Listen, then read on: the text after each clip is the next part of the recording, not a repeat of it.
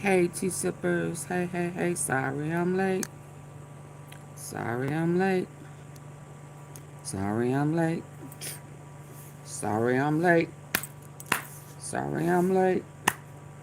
Sorry I'm late. Sorry I'm late. Sorry I'm late. Dang, I don't know why it keeps doing that.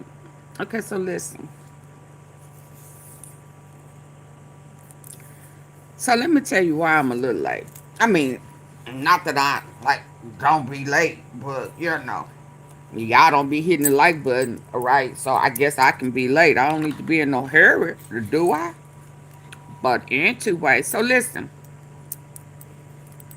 Other day I saw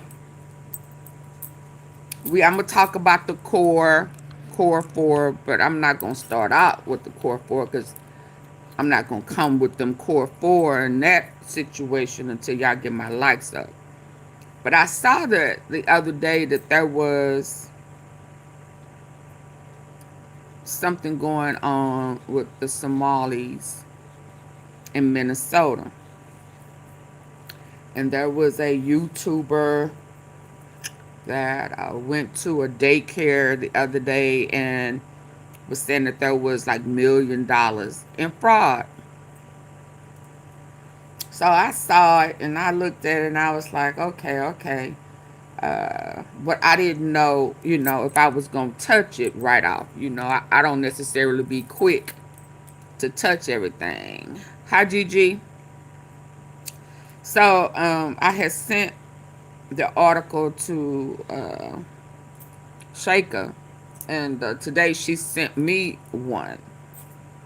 And so then I started thinking about it and thinking about it, and I was like, that didn't about 3, 4 weeks ago there was ICE who was targeting the Somalians, and one of the guys that was a MAGA black guy who was talking about how disappointed he was and how they was just grabbing people, and Trump has said up them or said something derogatory to them, and he was offended. And so I remember this lady here having a beef with Trump.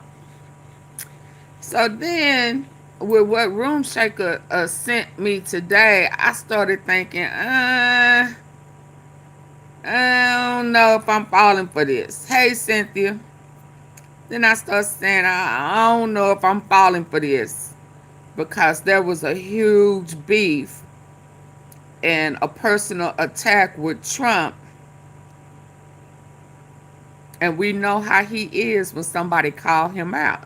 So I said, well, let me look at it because everybody just said, oh, they fraud, oh, da, da, da. And then I was thinking, now, when did he go to the school? Did he go during the Christmas week? I mean, did he intentionally go when he knew there wasn't going to be nobody there? Talking about where the kids, where the kids, why you not open?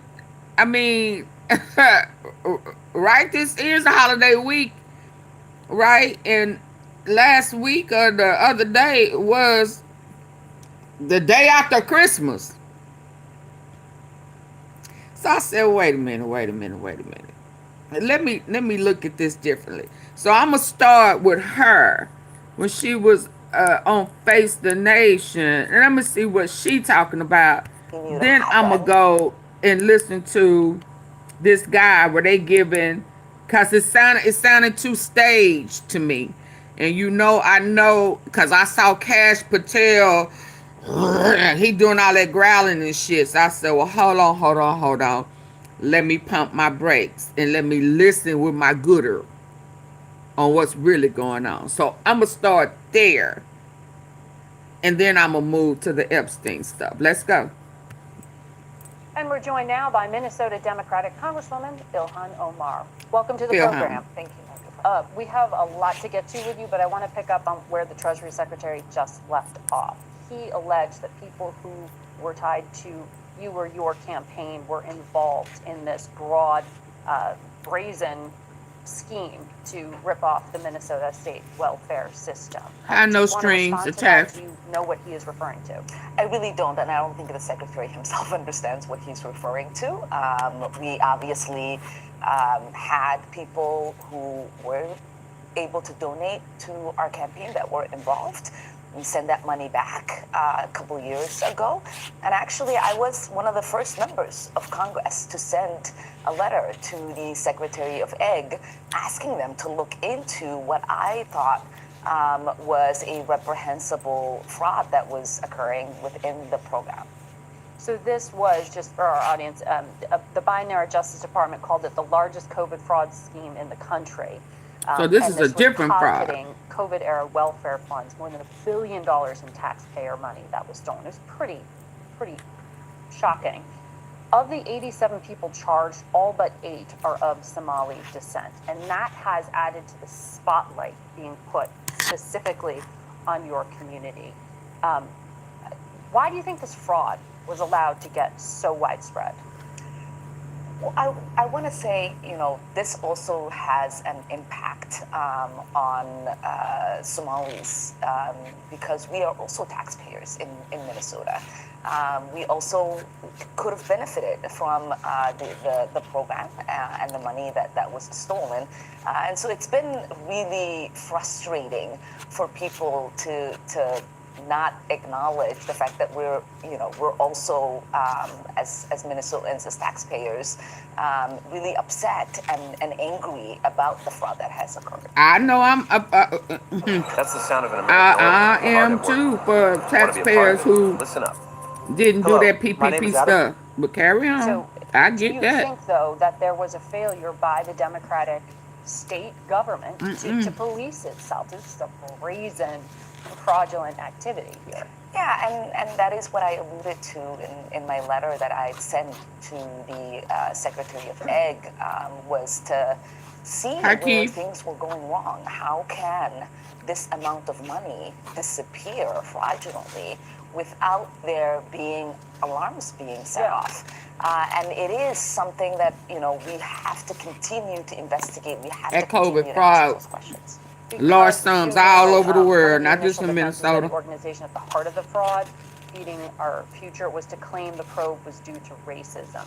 Do you think that this was all about negligence, or that it was like political fear of alienating the Somali community? So you have to remember that the woman who led the program is a Caucasian woman. And that was her way of making sure that this would continue to happen by using whatever rhetoric that was available to her. We do know that when the money was stopped, they did sue. The AG, Attorney General Keith Ellison, defended the department in that lawsuit. It was a judge that said it should continue, that money should continue to go out. And so this wasn't something that people were not looking at. There was always those alarms, and we will continue to understand where things might have gone wrong as these investigations continue and as these fraudsters are prosecuted and sent to jail. Well, it's going to have impact for your community, because we've already heard that the head of Medicare and Medicaid say they're going to have a new policy that applies to Minnesota. You heard the Treasury Secretary say they're investigating. But there's another thread here, because House Republicans and the Treasury Secretary just now talked about a link to terrorism. A link? Possible link. He said they're just now beginning to look into it. How confident are you that that's a false claim? I'm pretty confident at the moment, because there are people who have been prosecuted and who have been sentenced. If there was a linkage in that the money that they had stolen going to terrorism, then that is a failure of the FBI and our court system in not figuring that out and basically charging them with these charges. And so I do know that for many years, this sort of like alarm that there is money being transferred through the airport in bags and going to terrorism that accusation has always existed. There's never been here and there in those accusations. But if that is the case, if money from U.S. tax dollars is being sent to help with terrorism in Somalia, we want to know. Yeah. And we want those people prosecuted. And we want to make sure that that doesn't ever happen again. So there are 80,000 people of Somali descent in your state, but the president has been very focused, not just on them, but on you. In this extraordinary cabinet meeting, he said Somalis, quote, come from hell. They complain and they do nothing but bitch. Take a listen. Yeah, this is what I remember. These are people that do nothing but complain. They complain. And from where they came. So this is why I'm having to look at it different. I'm not saying that what's going on right now didn't happen. But because what I was sent today seemed to, there was kids coming in today. So everything that the YouTuber was throwing out there, it looked different today. And then when I saw Cash Patel and Homeland Security, and then I remembered, oh, wait a minute. The clown has some personal issues with Somalians. And he made some derogatory comments. So this is why I said, hold on, let me pump my brakes, because this could be staged on purpose. This could be, because this is Democrat. So I just want us to be on the same page on why I'm looking at it possibly different than how everybody else is looking at it, because maybe some people don't remember this right here. Maybe some people, just are not connecting how this man operates. The deflection to stay away from the Epstein files and to attack all blue states. Because he was trying to deport some people. So let's stay woke. Came from, they got nothing. We don't want them in our help. We don't want them in our country. Yeah, y'all don't remember this? He said some very vile things. And we want to make sure that that doesn't ever happen again. So there are 80,000 people of Somali descent in your state, but the president has been very focused, not just on them, but on you. In this extraordinary cabinet meeting, he said Somalis, quote, come from hell.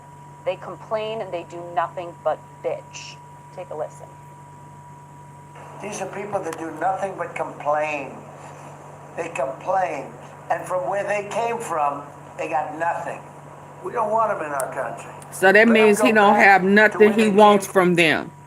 That means they don't have no oil that they can get. I mean, now we know, he is Zionist. So anything close to Christ originally, he gonna have a problem with it. He don't like black people. He wants to make America great again. And for him to say they came from hell, then that means that whoever he tried to negotiate with or try to see if they he could benefit from them, he didn't see nothing that he could benefit, or they told him no. They came from nothing means they won't give him nothing. You got to think how he think. Make America orange again. That works for me, divas. Yeah, because this man right here is a trip. He'll have us going against people who ain't really done nothing. They done planted and created some mess. Yeah, no.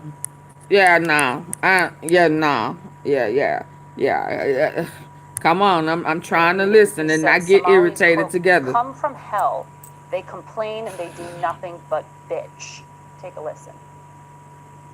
These are people that do nothing but complain. They complain. And from where they came from, they got nothing. We don't want them in our country. We don't want Let them in go our back country. to where they came from and fix it. Thank you very much. Meet Speediest Wow. Gym Monster 2, your all-in-one smart home gym. Its compact, self-standing design fits anywhere.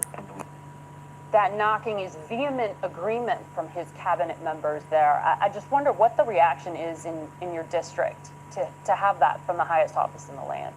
It's disgusting. It's absolutely. Completely disgusting. These are Americans Absolutely, that he Gigi. is calling garbage. And we feel like there is an unhealthy obsession that he has on the Somali community, and an unhealthy and creepy obsession that he has with me.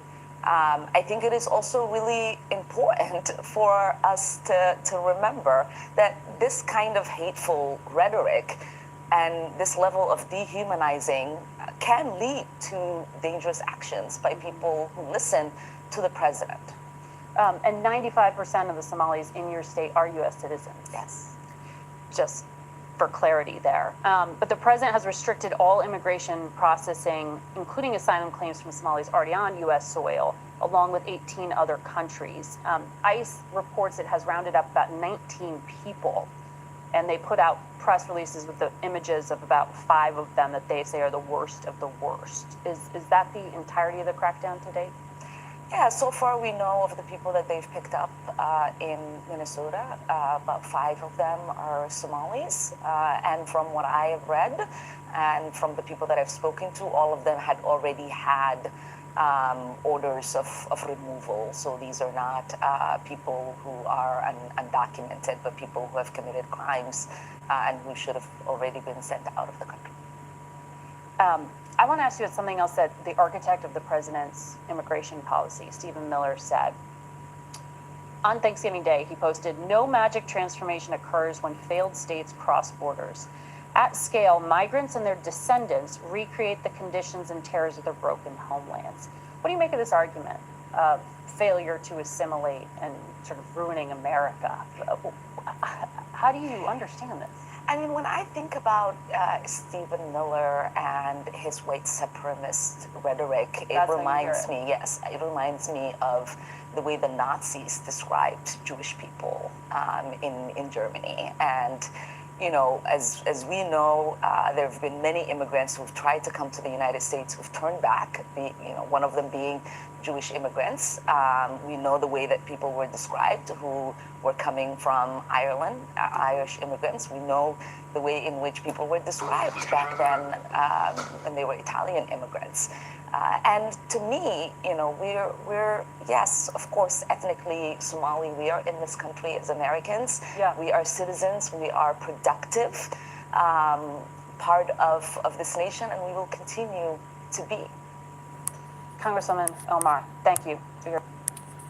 See, also there is some issues going on Somaliland with Bibi Netanyahu. Israel becomes first country to officially recognize Somaliland.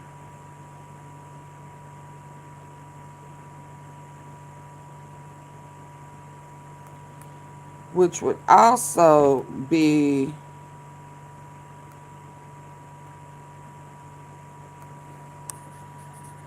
why Trump has some issues, because I'm trying to get a understand. Let me look at this to see why would he say they have nothing, they're garbage.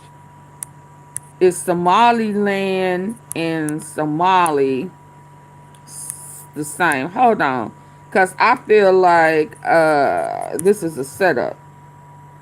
I'm gonna tell you that now, remembering what happened before with Trump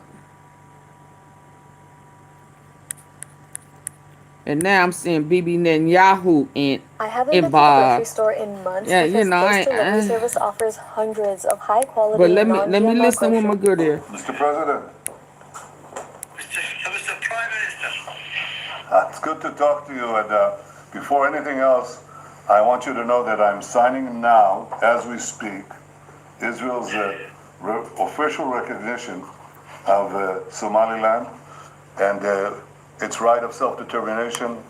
Our friendship is seminal and historic. So I'm very, very happy and I'm very proud of this day, and I want to wish you and the people of Somaliland the very, very best there. I think this will be a great opportunity for expanding our partnership. We intend to work together with you on economic fields, on agriculture, in the fields of social development, all the things that we hope we can assist you, and we obviously believe in this friendship. And I have to tell you that there's a lot of excitement here in Israel as well. So I want to use this opportunity, sir, to invite you to an official visit to Israel at your convenience. And I hope very much to see you here Gulf of soon. Aden. And this is a wonderful day. It's a historic day. And of course, I'll communicate to President Trump your willingness and desire to join the Abraham Accords. So thank you, Mr. President. Please convey Y'all see where my I'm best going with regards this? and the best regards of the people of Israel. I don't have the to people- dig too to the far. independent people of Somaliland. I don't have to dig too far to find that there is Trump, Bibi Netanyahu. You know, how you, so now you doing some redistricting. You taking folk, AunTeaFee, you know that Israel runs America, period. That's why Bibi has been to the White House. They say 5 times, you say 100 times a year.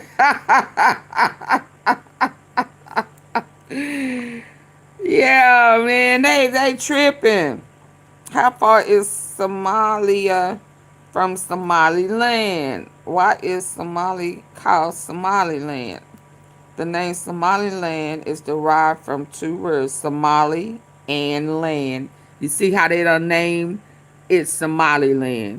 Just like they named Gaza, Palestine, Israel. You see how they confuse stuff? Who is they both evil drifters? I don't know that about Somalia. I know about, are you talking about Trump and Bibi Netanyahu or Somali?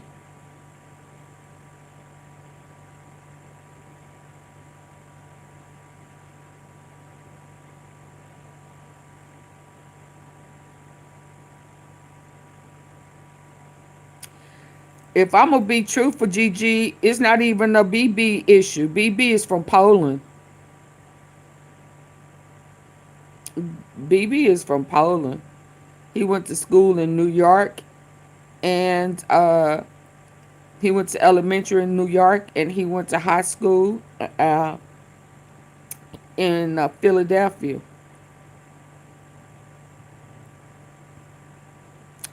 Bibi Netanyahu has a whole social security number, identification, and an American name. Bibi Netanyahu is CIA intelligence or Secret Service. Oh, no. Was it FBI? No, I think he's intelligence.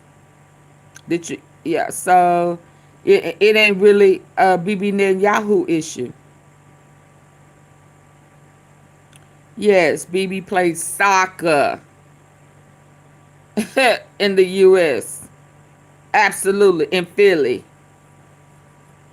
I started to do the West Philadelphia, born and raised, but he wasn't, I ain't going to go totally Fresh Prince of Bel-Air on it. To the playground. That's where I spent most of my days. Yeah. Yeah. He had on his soccer shorts and cleats, and Yep. He's CIA. He's intelligence. Yeah, he almost like was like Epstein as far as a whole bunch of identifications and a whole bunch of names. Absolutely. So yeah, a lot of those people are what are they called? Settlers. He's stealing. He just want people to think that this is about the Bible. Two brothers fighting for land. No. I debunked that not too long ago. Let's keep it real. In the beginning, Trump and him first clash. Then all of a sudden, Trump scared of BB. Yeah, because BB and that lady, I can't think of her name, Nettleson, Pendleton, whatever. I can't think of her name. Who gave him $100 million. So it is the people that are pro-Israel that he's the reason why Trump is a convicted felon in the White House. Okay? He had to convert to Judaism in order to get the birthland. When you have those sex charges, that you can always come back to Israel, the 1948 Israel. Now, the Rockefeller Israel. Yeah, because that's a part of their culture.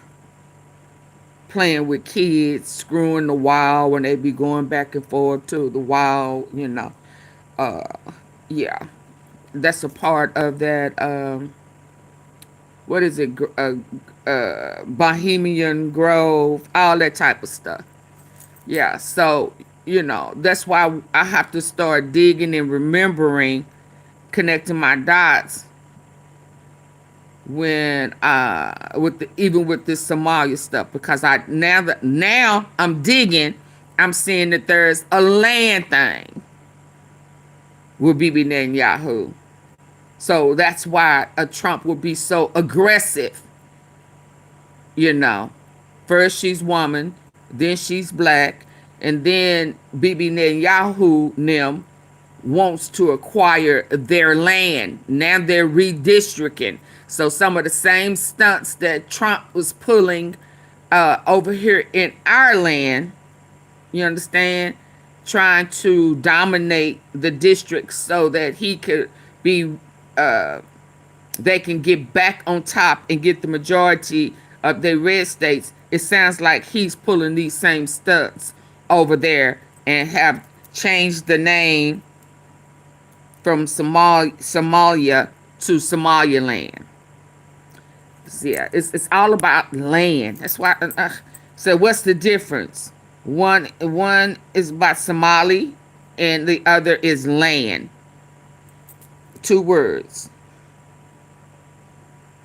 The area was named when Britons took control from the Egyptian administration in 1884. Does the U.S. recognize Somaliland? No. The U.S. does not formally recognize Somaliland as an independent country.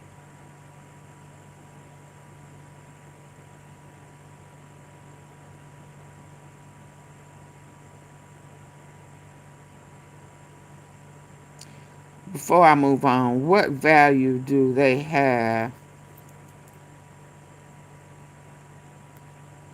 Let me see.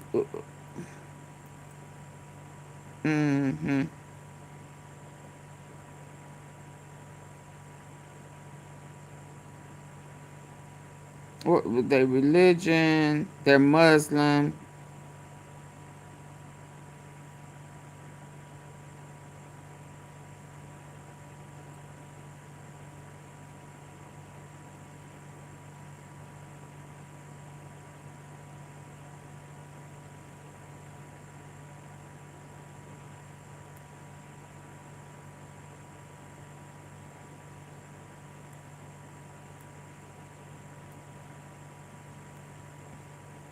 So I don't see no oil. no diamonds, no gold.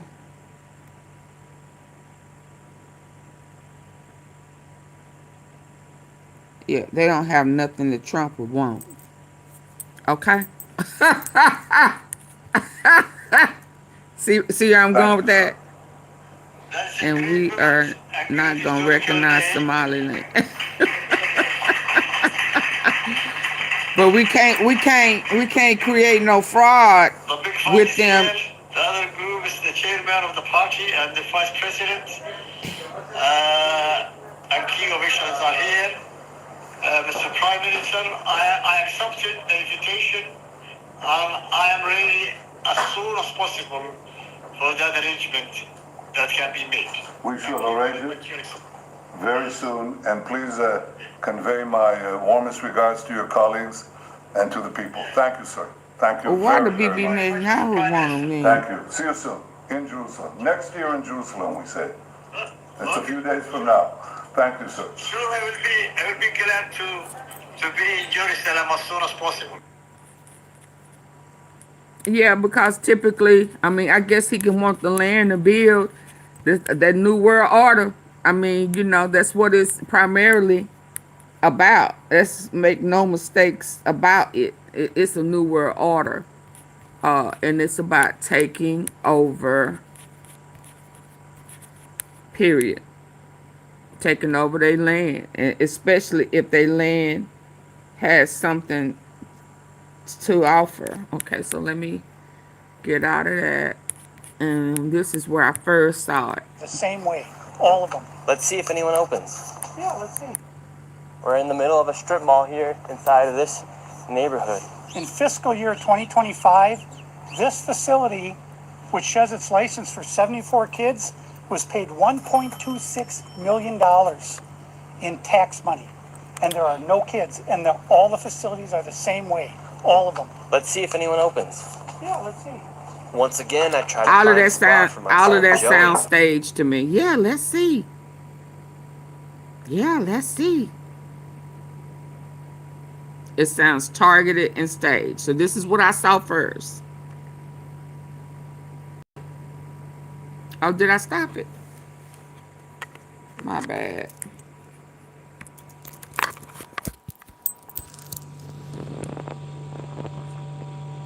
Anyone opens.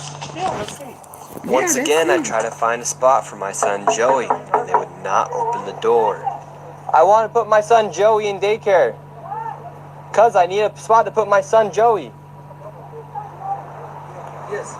Is this your daycare center? No, so I work there. What's happened? But I just want to put a child in daycare, but all the daycare centers seem to be closed. No It one's gotta be opening the doors. holidays. Work What's there?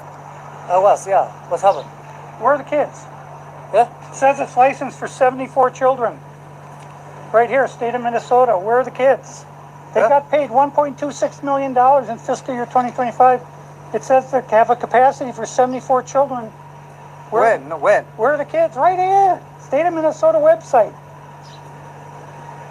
You work here and you don't know?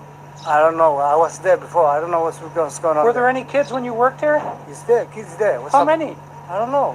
You don't know. Why is he You talking work to there. him Okay, like well, then you're that? not of any help. Can I put my son in a daycare here?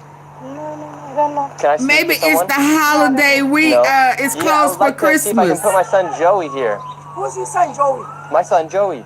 Can I check out daycare center? How you gonna do my son? No! Do you put your kid here in this daycare? No. There is one child in there. Yeah, I'd like to know if this is a legit business. Me, I'm scared of you too. How come I explain everything? You're scared of me? Yeah. Yeah. Got it. What you coming up here Because of my for? color. You said you're scared of me because of my color. Does that make you a racist? Yeah, no. But no. you said you're scared of me because of my color. I'm not saying It's the way you coming You up said on you're people. scared of me because of my color. That makes you a racist. So right now, This is my they're all tax getting money. mad because he's shown the paperwork I don't of this know that. business. See, this is why it Registered sounds business, staged to 74 me. children, I've no lived my children. whole life We here. saw one child when the lady opened up the door. So now where did they're this all money getting mad. go? What was this money spent on? 1.26 million. What was that money spent ask on? the owner. There aren't any kids. Ask the owner and the kids. Well, then why are you talking That's for the not my owner proof. if you're That's telling me not to my talk proof. to the I'm owner? sorry. I'm not understand what you're talking about. Do you have a child here? No. Does anybody? Where are the 74 kids? Did you lose them? Did you lose these kids? Do I need to call someone? Do I need to issue an Since Amber they Alert whole for missing approach for me. children? Are these children Yeah, it's missing? his whole approach for me. It's not my business that It children looks are missing. staged. It looks like 74 infants and YouTube toddlers, preschool. staging something. The proof's right there. There's no children anywhere. It's from the state of Minnesota right here. We're in the middle of a strip mall here inside of this neighborhood. In fiscal year 2025, Yeah. this facility, Okay, so this which is what has I its saw license for first. 74 kids, was paid $1.26 million. Let me tax see money. what I was And there are sent. no Let me- kids, and all the facilities are the same way. All of them. I saw Let's see this if anyone first. Hold Let's on. see. Once And then today, I'm gonna take y'all through how I'm here, how I derive here. So today I got this, and we finna run through this.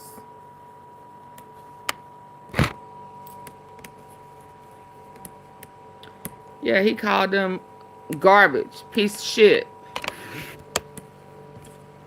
It's messed up. The Wonder Oven Pro is an 8-in-1 non-toxic air fryer toaster oven. Now with 2 new cooking functions. Well, for the first time tonight.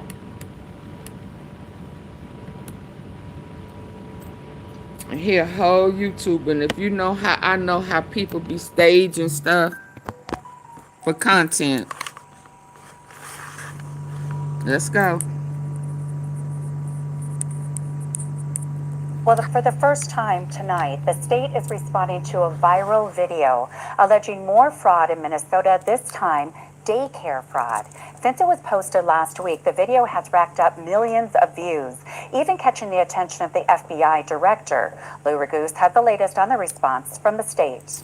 So this is Quality Leering Center. A misspelled sign and an apparent lack of anyone inside a licensed child care center in Minneapolis. Just one stop conservative YouTuber Nick Shirley made in a video viewed over 100 million times on X in an effort to expose fraud among Somali-run child care centers in Minnesota. You do realize that there's supposed to be 99 children in here at this building, but there's no one here. While we have questions about some of the methods that were used in the video, we do take the concerns that the video raises about fraud very seriously. Tiki Brown is the commissioner of the new Minnesota Department of Children, Youth, and Families, which is responsible for paying federal child care assistance to daycares that file claims. She says inspectors went out today to double check that children, in fact, are present. The Federal Department of Homeland Security also responsible for paying federal child care assistance to daycares that file claims. She says inspectors went out today to double check that children, in fact, are present. The Federal Department of Homeland Security also was checking those businesses in Minneapolis today. State data Shirley used in his video show those daycares receive millions in taxpayer money. There have been ongoing investigations with several of those centers. None of those investigations uncovered findings of fraud. Brown confirmed that the daycares... So they did not discover fraud. So this YouTuber was going out intentionally trying to create content, making it appear a particular way, overly aggressive, right? Making it appear a particular way.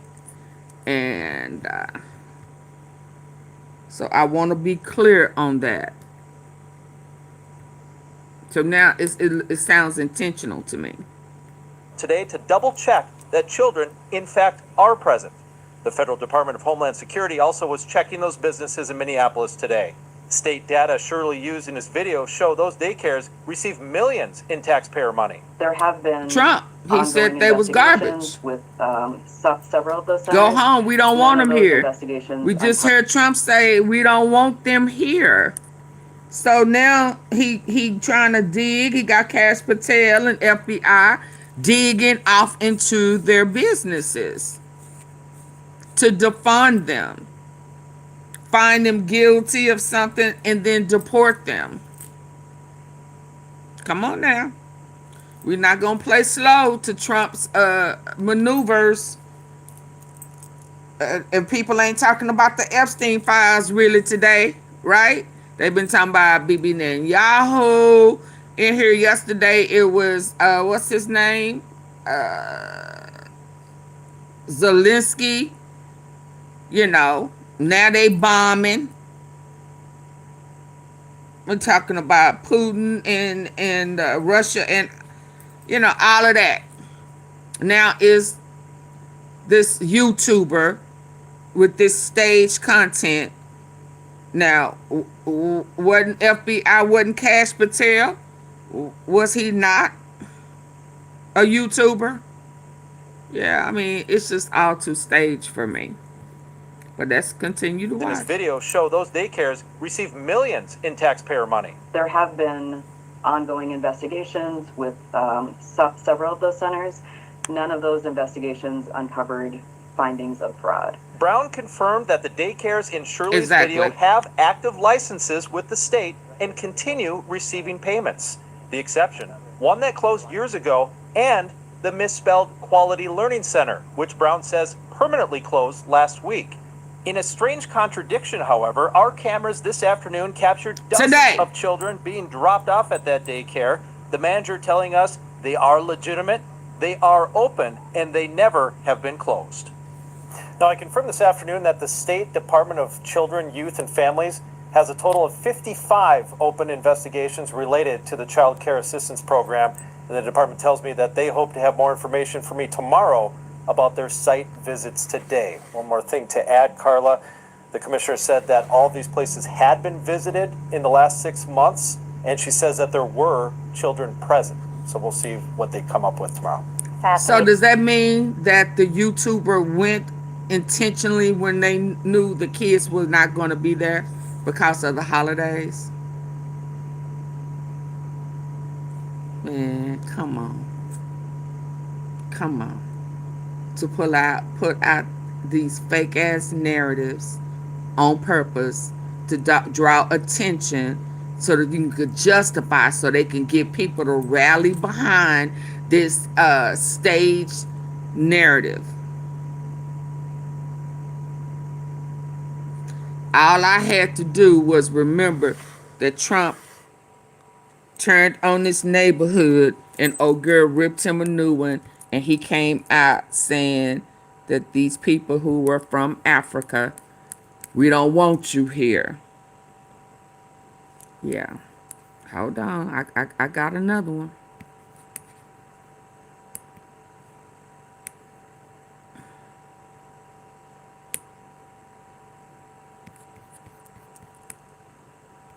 So, thank you. A shout out to Room Shaker for sending that to me. I appreciate it. And then was digging a little further, and then I see Bibi Netanyahu. Yeah, right. Okay, Waltz hit back after YouTuber allegedly uncovers. Yeah, he uncovered. No, he didn't uncover nothing. Instant volume boost it was staged. I'm sure him would. Let's see what this say. FBI Director Kash Patel confirming over the weekend in a social media post that the Bureau is investigating what he calls large-scale fraud schemes in Minnesota. That post comes just hours after right-wing YouTuber Nick Shirley posted a 45-minute video exposing what he claims is massive fraud among government-funded childcare programs. Kash Patel, what about the man on top of the roof at where Charlie Kirk, that had on the all black that was military? Can you figure that out? I mean, you done jumped all over the place trying to make something. There was a man that had on all black tactical gear. The 911 call said that's who they were looking for. And y'all have Tyler Robinson went in with one t-shirt color and came out with a burgundy t-shirt color, but he did not have on all black with a tactical hat on, which is what the 911 calls were. Can you go over there and figure that out for Candace Owens expose you and everybody else? I mean, for real though. Yeah, because y'all making up stuff. I'm telling you that now. I'm not saying that Minnesota don't have no fraud.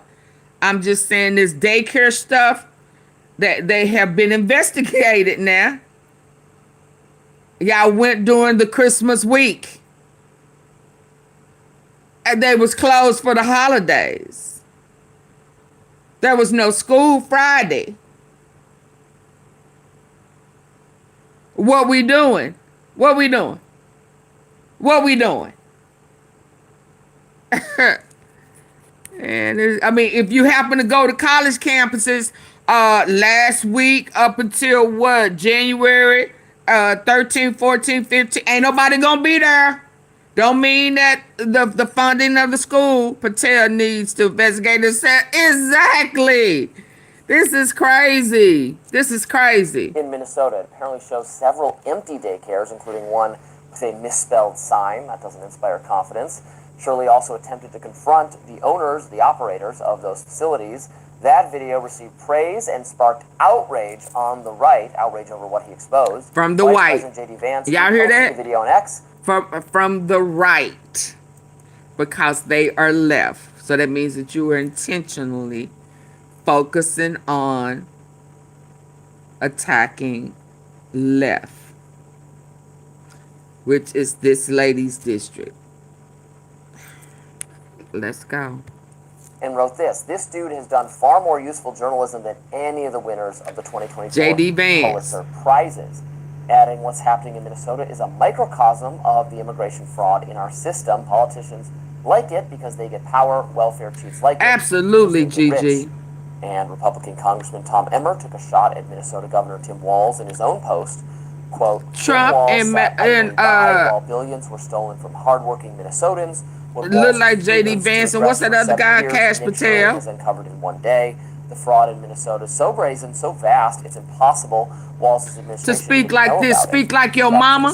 Speak. What do you mean? Speak like your mama. Ben.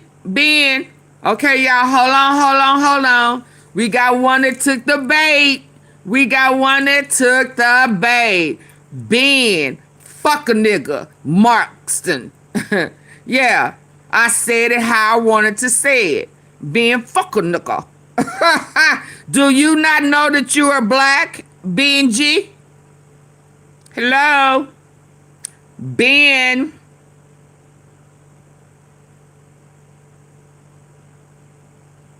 Fact 10 mark.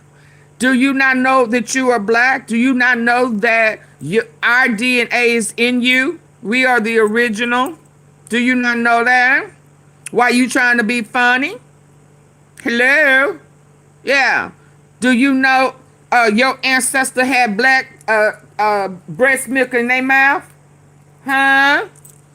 Do you not know you come from us? We don't come from you? You understand that? Do you understand that they have whitewashed the books? Yeah, to make y'all think that y'all are special when we are the king and we are the royals. Yeah, when we came with gold. You understand that? Hello. I don't give a fuck what you are. You could be Swedish. You can be Irish. You can be a booga wooga. You still, the original is black, baby. Yeah. I don't care where you from. Yeah. Your DNA comes from us. Understand that. So you black too. You understand that? You are black from Sweden. So before you come over here with that racial stuff, you better check your DNA. Because whatever you say about black people, you are saying about yourself. You understand? Our DNA is in you. Your DNA is not in us. The first mother from the motherland is from Africa. So it's our breast milk, baby. You got chocolate milk in you. You understand? Yeah. Your ancestors came from black breast milk. Now get your dumb ass from over here and don't come back over here no more. Anybody else who needs a history lesson? Anybody else? Asia is part of Africa back in the day. Yeah. He said the color is bronze. The color is bronze. Now we all 50 shades of brown, cool crab. But it's 50 shades of brown. They just on the tail end of the color scheme.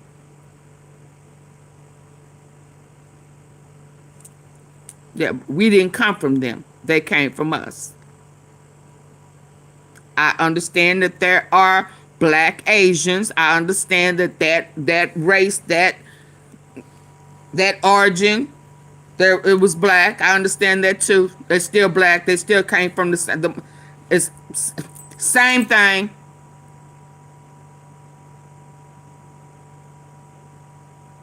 They're not the original. That's why they mad that they're not chosen.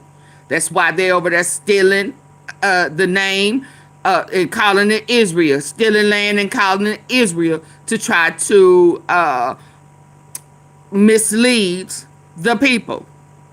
Absolutely. It's black people. We chosen. And yes, there were black Asians back in the day. I got that. I seen it. They was tall as hell. I saw it. Slanted eyes. Yep, I get it. Absolutely. Actually think that when my sister did our DNA, I am kind of thinking, yeah, when I called her and asked her why you talking, when I called her and asked her about the paperwork, she did mention Asia. Is in our DNA.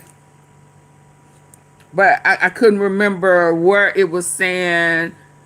I don't know why I want to say Sahara. I just don't remember the Africa, the country that pulled up. And it was, I don't remember the percentage. But anyway, Asia was on there. She did say that. So I'm aware.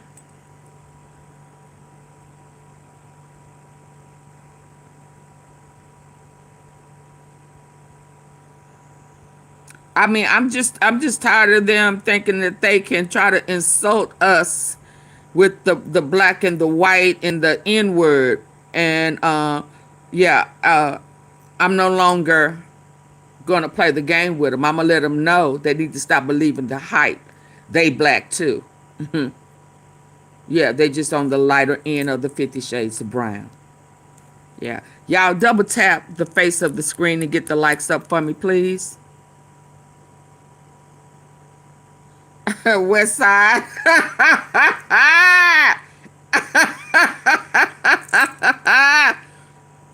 Fukim West Side.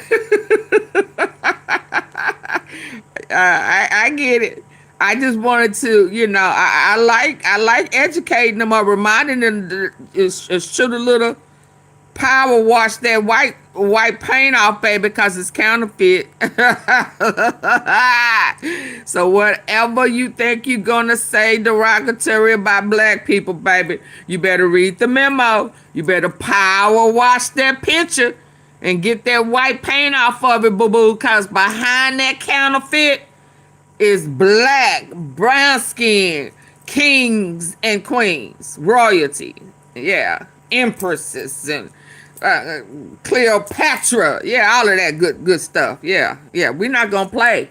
We're not gonna play over here. We're gonna get the truth. The truth gonna set you free. Absolutely. Let's go. Let's go. J.D. Vance. I already see where this is going. I already see where this is going. That's why I said pump my brakes with this. Immigration. Yeah. Let's go. Let's go. And Republican Congressman Tom Emmer took a shot at Minnesota Governor Tim Walz in his own post. Quote, Tim Walz sat idly by while billions were stolen from hardworking Minnesotans. What Walz refused to address for 7 years, Nick Shirley has uncovered in one day. The fraud in Minnesota Nick is so Shirley. rampant, so vast, it's impossible Walz's administration didn't know about it. That criticism of Walz was echoed by several Minnesota mayors who appeared on Fox News last week. Take a listen. Not sure if you saw the news, but Fox News is claiming President Trump is declining in the polls. President Trump responded and says, there's a little nickname for him going around Minnesota. He's the fraud father, and that's exactly what it is. These unfunded mandates, this fraud, and the shrinking government assistance to the cities, it's killing us. It's killing our taxpayers. This has got to be your president killing the taxpayers. In charge of this state. It's like they got together with Illinois and see who could race to the bottom fastest. Illinois was heading there quicker than us, but it's like Minnesota said, hold our beer and watch what we can do. That's the feeling I get out of this, like it's a race to the bottom. Just hours after Shirley's video began to go viral, Director Patel chimed in, writing on X in part, quote, the FBI is aware of recent social media reports in Minnesota. However, even before the public conversation escalated online, the FBI had surged personnel to investigate resources to Minnesota to dismantle large-scale fraud schemes exploiting federal programs. We will continue to follow the money and protect children, and this investigation very much remains ongoing. Thank you, Furthermore, Naturally many Norris. are also being referred to immigration officials for possible further denaturalization and deportation proceedings where eligible. Meanwhile, a spokesperson for Governor Walz responded to the criticism in a statement to Fox News, telling them, quote, the governor has worked for years to crack down on fraud and asked the state legislature for more authority to take aggressive action. He has strengthened oversight, including launching investigations into specific facilities, Absolutely, one of which was already Westside. closed. The new allegations come amid a major fraud investigation into the abuse of COVID-era funding for social services.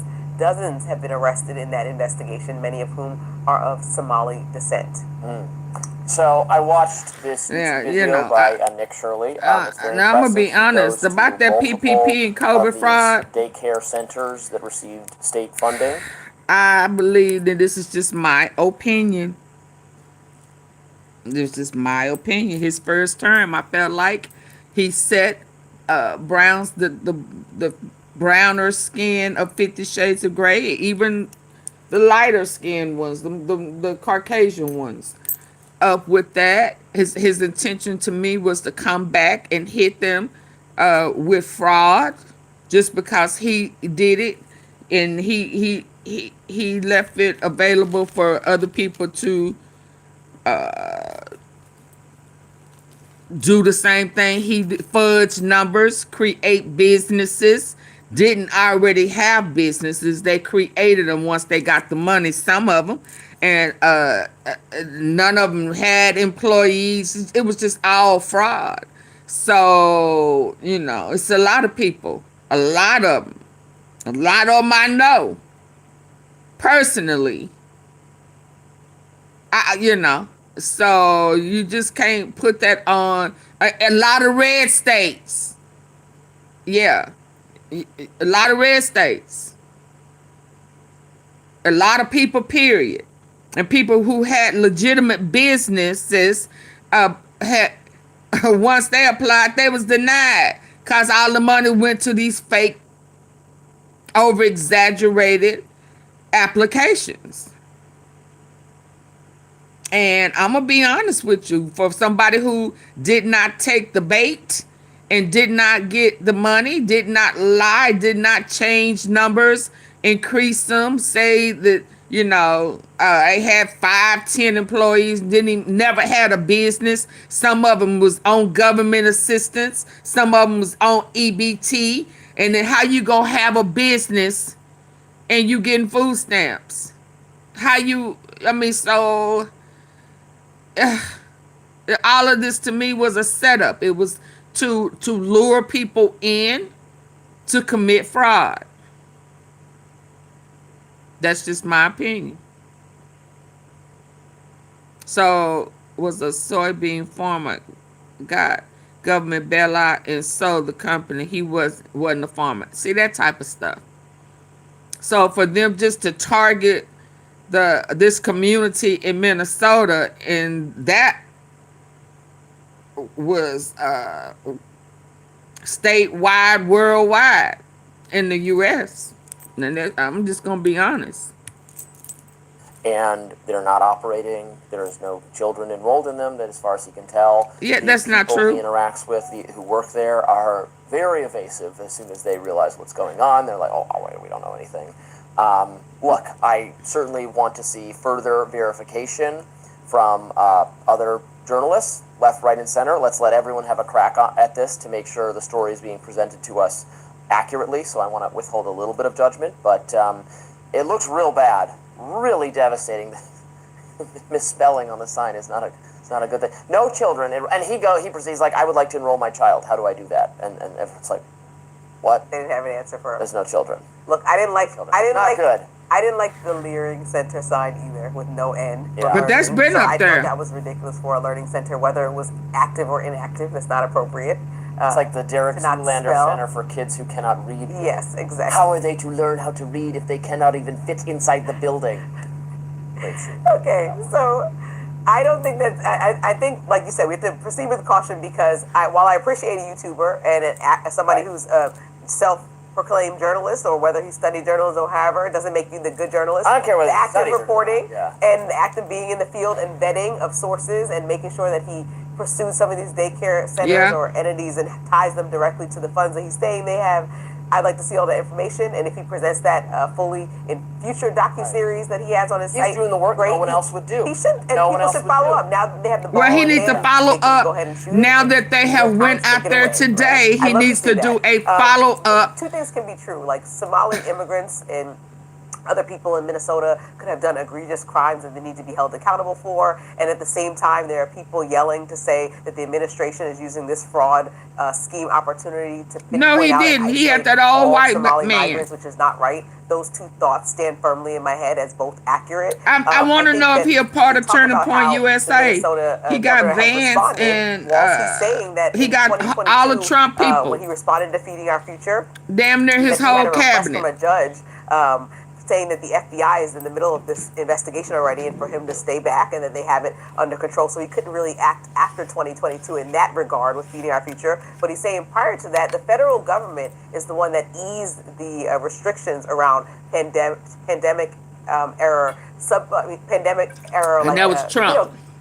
Things that people can take on, that when you're businesses that are abusing the system, and it wasn't states that decided to make this so lenient to get this money and access this money. And he's like, and there was a lot going on at that time. So I take responsibility. He said, quote, he takes responsibility for anything that he needs to take responsibility for, but he wants to say that guardrails, quote, were taken off by the federal government during the pandemic. And so that made it kind of a free-for-all for a lot of people, not just in Minnesota, but he also put forward a new program, and we have to give hats off to him. If he's seeing something happening, if he's seeing the FBI get involved, and knowing that we're post-pandemic by 3 years, like when we're out of it and out of the fray of it, he's doing something. On December 12th, he put a new fraud prevention program forward, led by an FBI agent, and they're really looking. He ain't doing it this time because his ass got in trouble. Why are we criticizing him for doing something?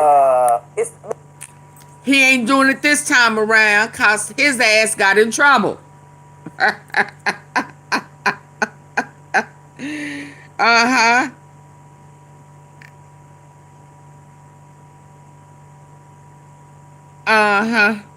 You see, that's why I told y'all, that's why some of them people voted for him this go around, because they was looking for them to get another payout. I remember some of them YouTubers talking, he the only president that ever done gave people something. I'm finna give me this money. I'm gonna, what type of, I got, oh girl, that's a part of the Mo3 setup. Hell, she was charging people to fill out their paperwork. And she already got a fraudulent background. Yeah, same chick that set up Mo3. Her family was filling out that paperwork and doing unemployment fraud and PPP and all that shit. She comes up, she do taxes and all of that. I don't know why in the world people will give their social security number, driver's license, all their information to somebody, one that's a setup chick, and two that already been locked up Okay. I wasn't supposed to say that. Okay, well, let me move on, child, because you know I can go on with the truth. I just don't get it. Okay, so I'm a leave that right here. So I'm gonna need for that same Shirley guy to come back with a recap. Yeah, I already know he ain't gonna do it right. He's still gonna find something. We saw kids go to daycare today. They went it up in there. Everybody that he said that he was on his list, where's the money? There's no kids. Kids went to school today. They had already been investigated. Yeah, next time, little old Shirley Worley, don't go when kids are out for the holidays. Snow and shit on the ground. See how trifling folk is? Just trifling on purpose. So let me move on. Y'all, where my lights at? Double tap the screen. Double tap the screen. If you're on your phone device and if you're listening in on your computer or your tablet, whatever, hit those three dots at the top.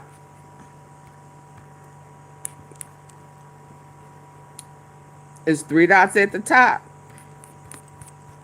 Hit it. It'll take you to the like button. We gotta hit the likes so that I can go on to these 4 core females that's a part of the Epstein. Do y'all know it's this mess? It started from a brawl at a high school. Did y'all know that? All of this exposure started from a brawl. Teenage girls fighting at a high school.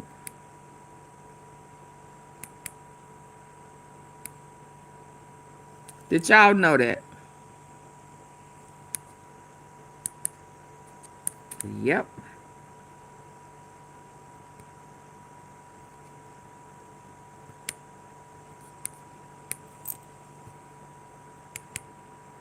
That's what got the ball rolling.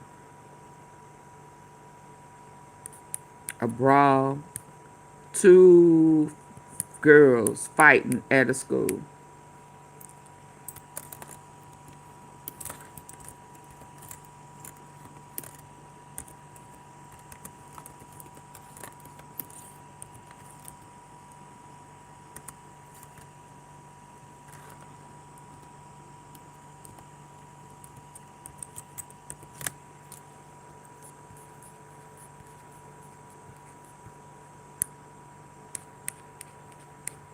Get my lights up, y'all. Double tap the face of your screen. Get the lights up.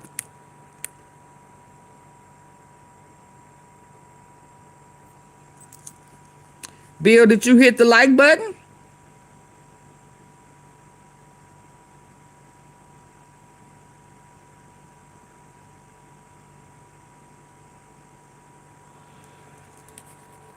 I need my likes up. I'm been here an hour and 7 minutes. Get the likes up.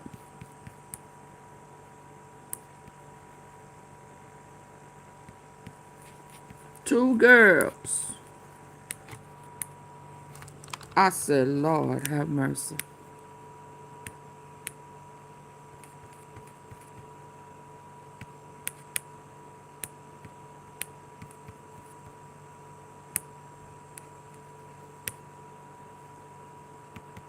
They're not going up. The quicker we get the likes up, the quicker we can start. I'm gonna tell you that now.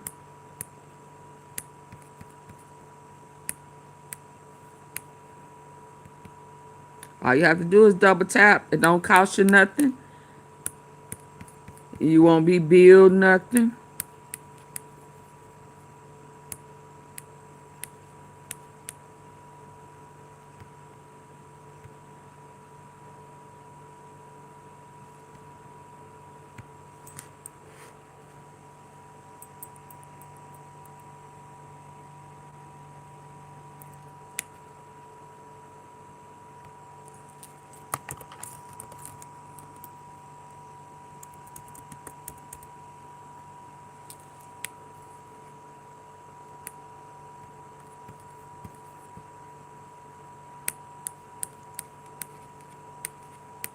Come on, we almost getting up there. Bill, scroll on, please. Not today or tomorrow. Yeah, cause I'm sure I'm gonna have to remove him. No, I didn't. Bug who wanna sleep with worms? Yikes. What? I don't know what you're trying to say, but okay.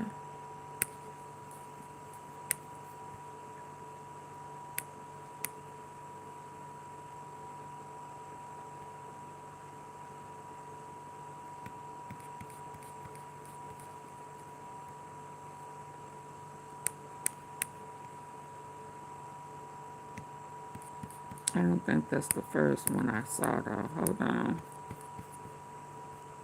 I'm trying to get y'all the tea. Y'all ain't moving fast enough for me.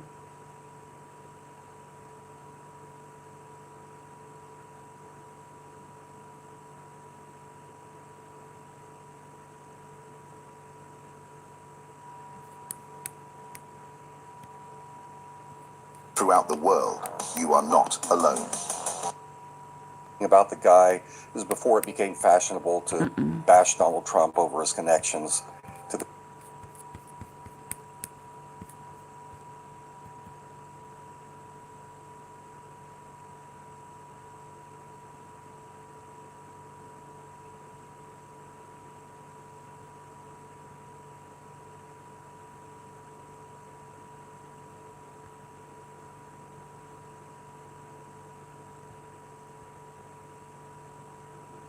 Y'all still ain't hit that like button.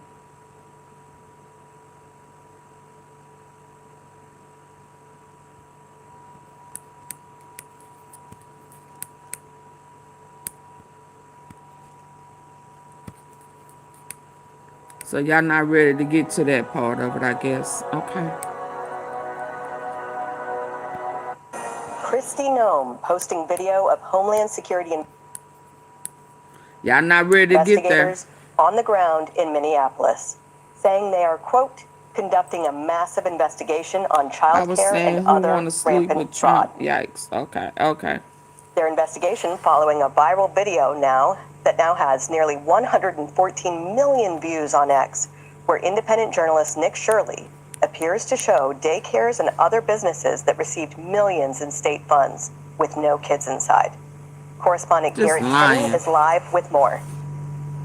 Yeah, Molly, the latest example of these fraud schemes in Minnesota are child care centers where rampant fraud has seemingly been allowed to go on for years now. Quality Learning Center is just one of the child care centers that federal investigators are now looking into, and there are plenty of red flags, starting with the sign on its building that doesn't even spell learning right. Over the past 3 years, the business has been cited for more than 120 violations for all kinds of things, including for not having proper documentation for all of the kids there. Despite that, from 2019 to 2024, the business received nearly $8 million in federal tax money, according to the local ABC station. Shirley also went to other child care centers across the Twin Cities where he says there were similar red flags. We're just wondering where the children are. Who are you? We'd like to ask where the money's going. Yeah, Look who at are that. you? Shut us down. Where are the children at? No children inside of this daycare center. After Shirley's videos went viral, Governor Tim Walz's office So sent us y'all want this to statement look saying on the governor look has worked for in on years to crack kids? down on fraud and Yeah, asked the state no. legislature for more authority to take no for aggressive me. action. He has strengthened oversight. Walz's office also defended his handling of the widespread fraud schemes that have been happening for years by claiming he's now taking steps to stop it from happening, including creating a statewide fraud prevention program. But federal investigators are now looking into claims that for years Walz ignored whistleblowers who tried to sound the alarm on the fraud. This guy now is scrambling to make it look like he's doing something. 2 weeks ago, he created a position with a guy to investigate fraud. 7 years too late, Timmy. It's time that we find answers to all these questions and hold everybody accountable that has ripped off Minnesota taxpayers. Over the weekend, FBI Director Kash Patel reiterated that this is very much an ongoing investigation and that the Bureau believes the fraud that we've seen so far is just the tip of a very large iceberg. Molly? Thank you very much, Garrett. Well, this has been an amazing story that has really been covered for a couple of years, but has started exploding more in recent weeks as we saw that some of the funding that had, some of the taxpayer funding that had gone to these groups was actually being funneled to Al-Shabaab in foreign countries, terrorist groups, and also this video that went viral this weekend showing that all of these places that have been getting taxpayer funds that claiming to be daycares didn't have any children inside of them. Griff, I'm wondering, is this your path to financial freedom, starting a daycare center in Minnesota? Gosh, Molly, I'm certainly not going to do that because it's illegal, but boy, wouldn't it be easy. And you know, it's interesting in Garrett's a report there, he was talking about Governor Walz as saying that he's pushing back, saying that he's for years tried to fight against fraud. Well, really? Is that the case? Because when you trace back how this all started, going back to Ilhan Omar's 2020 Meals Act to just get money out the door to school children who might miss lunches and all these other things, you see that it was a industrial scale fraud opportunity. And in this case, you know, the fact that Nick Shirley went out with a camera, I think is brilliant because there has been very little reporting from other networks on this story. And you're starting to see now, obviously, from FBI Director Kash Patel says that it's, you know, a tip of an iceberg. Well, where are they? It reminds me, Molly, of when Bill Maloosia and I went down to the border years ago, started standing there with thousands coming across, and no other network had any interest in it. Well, now you're starting to see it, and there are convictions. And then originally, the only discussion you saw on other networks were people that were basically blasting it as, you know, racist or targeting. Well, guess what? 71 of 78 people charged in this case are Somali. Yeah, well, let's look at how New York Times opinion writer Mara Gay characterized the Minnesota fraud scandal when she joined MS Now this morning.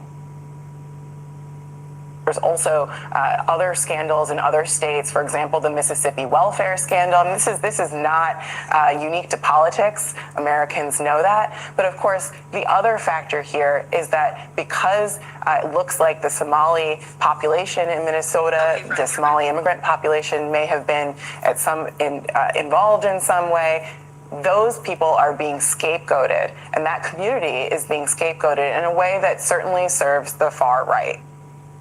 So, Marie, do you think that this video got 114 million views on social media because people are trying to scapegoat Somalis, or what do you think is causing the interest? I mean, I have no idea why people watch things online, but this has been a real problem in Minnesota for a long time. The first raids by police on daycare centers were in 2015. So that was a decade ago. In 2022, the FBI started getting involved more in conducting raids as well. Tim Walz has done some things to try and crack down on some of this fraud. I would also point out the Minnesota Star Tribune has written hundreds of stories about this over the past decade. It's not a network, to your point, but if you want to really dig into some of the history here, this is not a new phenomenon. I have no idea why now this video has gone viral, maybe because he went there and was asking questions and people were slamming doors in his face. But this is something Minnesota lawmakers, including, by the way, Congressman Emmer, I mean, he's sort of like, he represents Minnesota, a district, like he has no idea what's going on and hasn't done anything over the past decade to help fix it. So this is a problem. If people have committed crimes, they should be charged. I do hate the language President Trump uses about people from Somalia when he calls them trash or garbage. I don't like that language, separate from the issue of fraud. I just don't think that that's appropriate for a president to use. Well, I think one of the things that that's what triggered it off for me too. I don't like that language, separate from the issue of fraud. I just don't think that that's appropriate for a president to use. Well, I think one of the things that Kaylee, maybe you can address this too. In questions and people were slamming doors in his face. But this is something Minnesota lawmakers, including, by the way, Congressman Emmer, I mean, he's sort of like, he represents Minnesota, a district, like he has no idea what's going on and hasn't done anything over the past decade to help fix it. So this is a problem. Because it's not a problem. They should be charged. They were there. I do hate the language President Trump uses about people from Somalia when he calls them trash or garbage. I don't like that language, separate from the issue of fraud. I just don't think that that's appropriate for a president to use. Well, I think one of the things that, Kaylee, maybe you can address this too. This video is so interesting. It's 48 minutes. I actually watched every second of it after one of my kids brought it to my attention. And it was riveting to see someone going location to location. Groups, and they were Nick Shirley and his assistant, who's not getting nearly enough credit is this man who's just a local citizen who noticed that there were never children at any of the daycares that were posted as daycares. So he started digging into how much funding they were getting and what was going on there. Right. That was and you see inappropriate. the difference in how the media covers stories that they love to cover. If they love to cover a story, a major network with TV cameras would of course be on the ground. When they don't want to cover it, they kind of soft pedal it. They might mention, okay, there's rampant fraud to the tune of billions of dollars out of Somalia, but they don't advance the story. So what do you think? What are you doing what do with think the about money? media coverage now? and Where what are can the be done? kids? Well, they're not covering I it wanna because it's wanna inconvenient put for them to Joey do so, in because here. A, it I mean, undermines their immigration agenda, but B, I think we're going to find that a lot of this fraud actually benefited Democratic officials. I think you're going to see that in the investigation. There has already been one report that there was a state They were candidate out there. in Washington State who received donations from some of these so-called child care firms in See how Minnesota. see how they That's a make up problem. stuff? So I do wonder how much of this money has made its way into the political coffers. And I think this story is important for one very big reason, which Y'all is that ready the to get the average likes American up? who works hard, who sends their their tax money into the IRS every year, has to go through, they have to cross every T, they have to dot every I, or they're going to risk an investigation. So this is about And you have Trump the Somali attack on community pilfering Somalia. billions of dollars, not just from state tax dollars, but from federal tax dollars, in order to run these daycare centers and make a profit off of it. And not only that, but your taxpayer dollars has also funded their ability to open the daycare centers in the first place. There's an account on X called Oilfield Rando who's looking into the grants that went to some of these NGOs that give education courses to immigrant communities on how to open these programs. Your taxpayer dollars funded that as well. Tommy, what do you think? Like, this is happening in Minnesota, but it must be happening nationwide, right? Oh, they're cracking the case in Ohio. I mean, can you Yeah. imagine what it looks like in California? I can only imagine what it looks like in California. Listen, Texas. now, to your point, Marie, is not the time Florida. for tough talking and strongly worded letters. Now's the time for heads to roll. Atlanta? Oh my Governor God. Tim Walz, you might have done something. You certainly didn't do enough, because guess what? The Quality Learning Center is still standing. So if a month's time the Quality Learning Center is still there or is still being funded, that is a massive disappointment, not only for Governor Tim Walz, but for Republicans, for the DOJ, for oversight, for everybody involved. You're exactly right. Republicans have been far too complacent with all of this. And why? There's still Because kids nobody wants to there. be called a name. Nobody wants. Little girl, shut up. There's still kids there. They came to school today.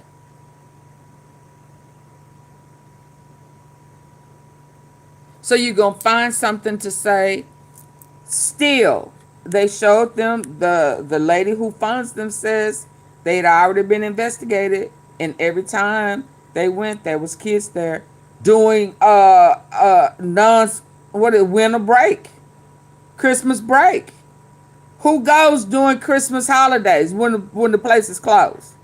Stop that. Y'all wants to be play called too much. racist. Nobody wants to be called Islamophobic. But when you look at it, and it's a certain community that's doing this because maybe in their home country Thank this you, is more Aloha acceptable, Kitty. you've got to look at who is causing the problem. and Y'all you've got to are. get to the bottom of it. Trump, And 'cause he no more was endless mad. hearings of nothing for sound bites and fundraising bits for Republicans. And y'all doing Do his something dirty about work this. for The him. American people are frustrated. We pay taxes every year, and we've got to get to the Hey, bottom little girl. Hey, little girl. Yeah, we want the full Epstein files. This bull crap right here, girl, you almost made me cuss you out. Yeah, we want the full Epstein files. So have that same type of energy about them Epstein files. Or are you one of the ones who's already been groomed and put in position to change the narrative, move the goalposts, gaslighting? Yeah, have the same energy about the damn Epstein files and Trump, since he all over it. Yeah. Yeah, come on, y'all. If y'all get the lights up, we can move on. This is y'all fault that this woman is irritating me. Let's go. Get the lights up. We're going to take the people he was kidnapping. Yep, no, with Venezuela. Just a massive scandal. Hey everyone, I'm Emily Campagno. Catch me and my co-hosts Harris Faulkner and Kaylee.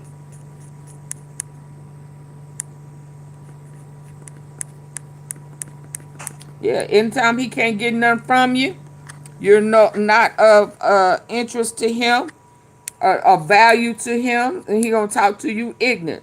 That's why he's shitting on himself and can't control his bowels. Say he been doing that stupid shit since apprentice. Yeah, he had a whole wash me down team.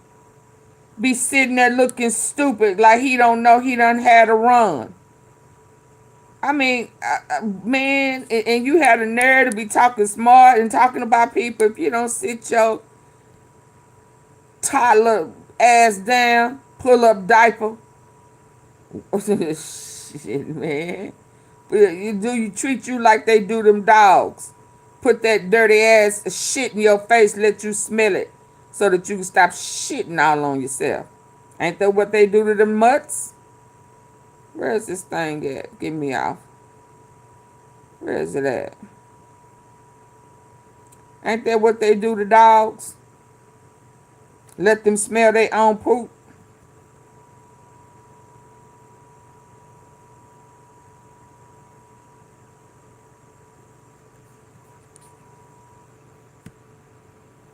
Hey friend, if you're here right now, you're one of our insiders, and I cannot thank you enough for being. If I told you we only know about this entire nightmare, this entire criminal empire, because two teenage girls got into a fight in high school. Wait, like a real fight? Like in the hallway, like fighting, punching, screaming, pulling hair? Yeah. I mean, sort of. I mean, I don't think there was hair pulling, but there was definitely screaming. It's your classic girl versus girl teenage drama fight. But this fight, this one moment, is what exposed the first real crack in Epstein's facade. How is that even possible? All right, let me set the scene. Get the lights up, This people. one moment is what exposed the first real crack in Epstein's facade. How is that even possible? All right, let me set the scene the way this great article in You the right, Daily Beast Westside. did. Nobody's It's telling him 2005 no. at the Royal Palm Beach High School in Palm Beach, Florida. A 14. Punching, screaming, pulling hair? Yeah, my lights yeah. didn't. My I mean, lights are not sorta. going up. My lights are not going up. Y'all say y'all didn't know nothing about this being the reason how things got exposed. Double tap the face of your phone. Let's get the likes up. It's 326 people in here and only 72 likes. Now, I know y'all know AunTeaFee is not going for that. I know y'all know that. I'll sit right here. I'll sit right here, baby.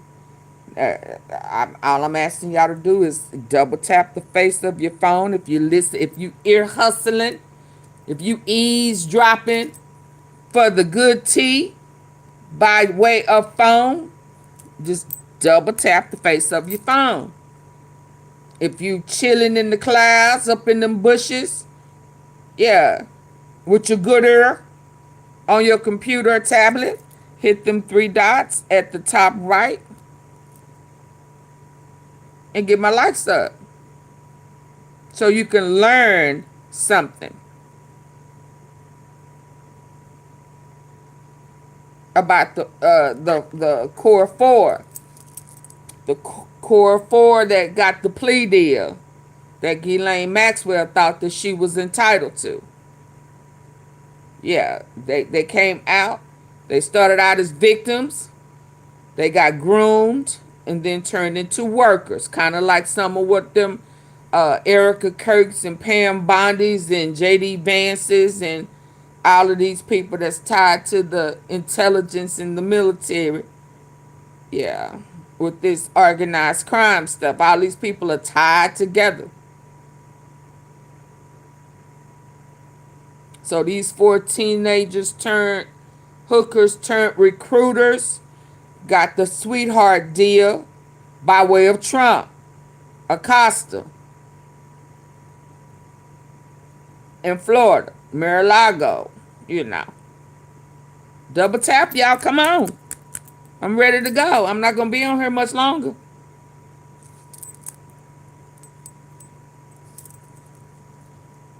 What we doing?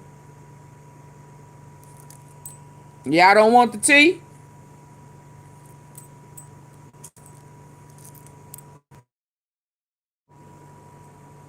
Now, y'all ready to get the likes up? Yeah, get the likes up. Next time I leave, I ain't coming back. Double tap the face of your screen.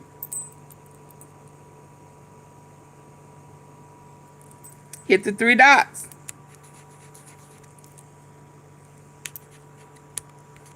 I mean, I don't think there was hair pulling, but there was definitely screaming. It's your classic girl versus girl teenage drama fight. But this fight, this one moment, is what exposed the first real crack in Epstein's facade. How is... Next time, I'm going to tell y'all this. Next time I leave, I'm not coming back.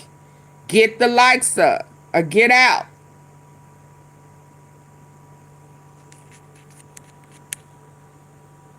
I promise you that. Today, we're going all the way back to the beginning, because what if I told you we only know about this entire nightmare, this entire criminal empire, because 2 teenage girls got into a fight in high school? Wait, like a real fight? Like in the hallway? Like fighting, punching, screaming, pulling hair? Yeah. I mean, sort of. I mean, I don't think there was hair pulling, but there was definitely screaming. It's your classic girl versus girl teenage drama fight. But this fight, this one moment, is what exposed the first real crack in Epstein's facade. How is that even possible? All right, let me set the scene the way this great article in the Daily Beast did. It's 2005 at the Y'all know who the Daily Beast is. Royal Palm Beach High School in Palm Beach, Florida. A 14-year-old girl, she's known as Jane Doe number 1. She gets... How is that even possible? All right, let me set the scene the way this great article in the Daily Beast did. It's 2005 at the Royal Palm Beach High School in Palm Beach, Florida. A 14-year-old girl, she's known as Jane Doe number 1. She gets into it with her best friend in gym class. Teachers break it up, no big deal, but then one of those girls says something to a school official that sets off the 20-year saga we find ourselves still in today. She says something like she's getting paid to give massages to this rich guy in Palm Beach. Bam. So that's what started it all? Yeah, that's how it started. And this is how it's going. On Monday, the DOJ and FBI released what it called raw surveillance footage from an area adjacent to the special housing unit where Jeffrey Epstein was found dead. And soon after they released the data, we downloaded the files that the DOJ released and looked into sort of the hidden information that's embedded in most digital files that can show you a bit about how and when something was created, edited, or saved.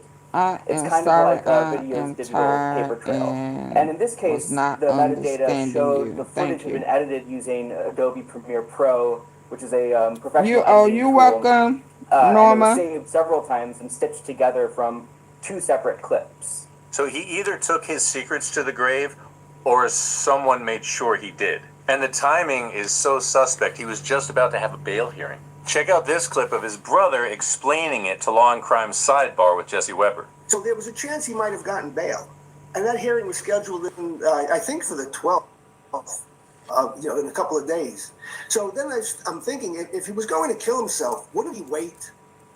Hungry root makes sticking to my anti-inflammatory diet so easy. Wouldn't he have waited? Anti-inflammatory diet, and at first I was nervous. I wouldn't have a ton of After the bail hearing?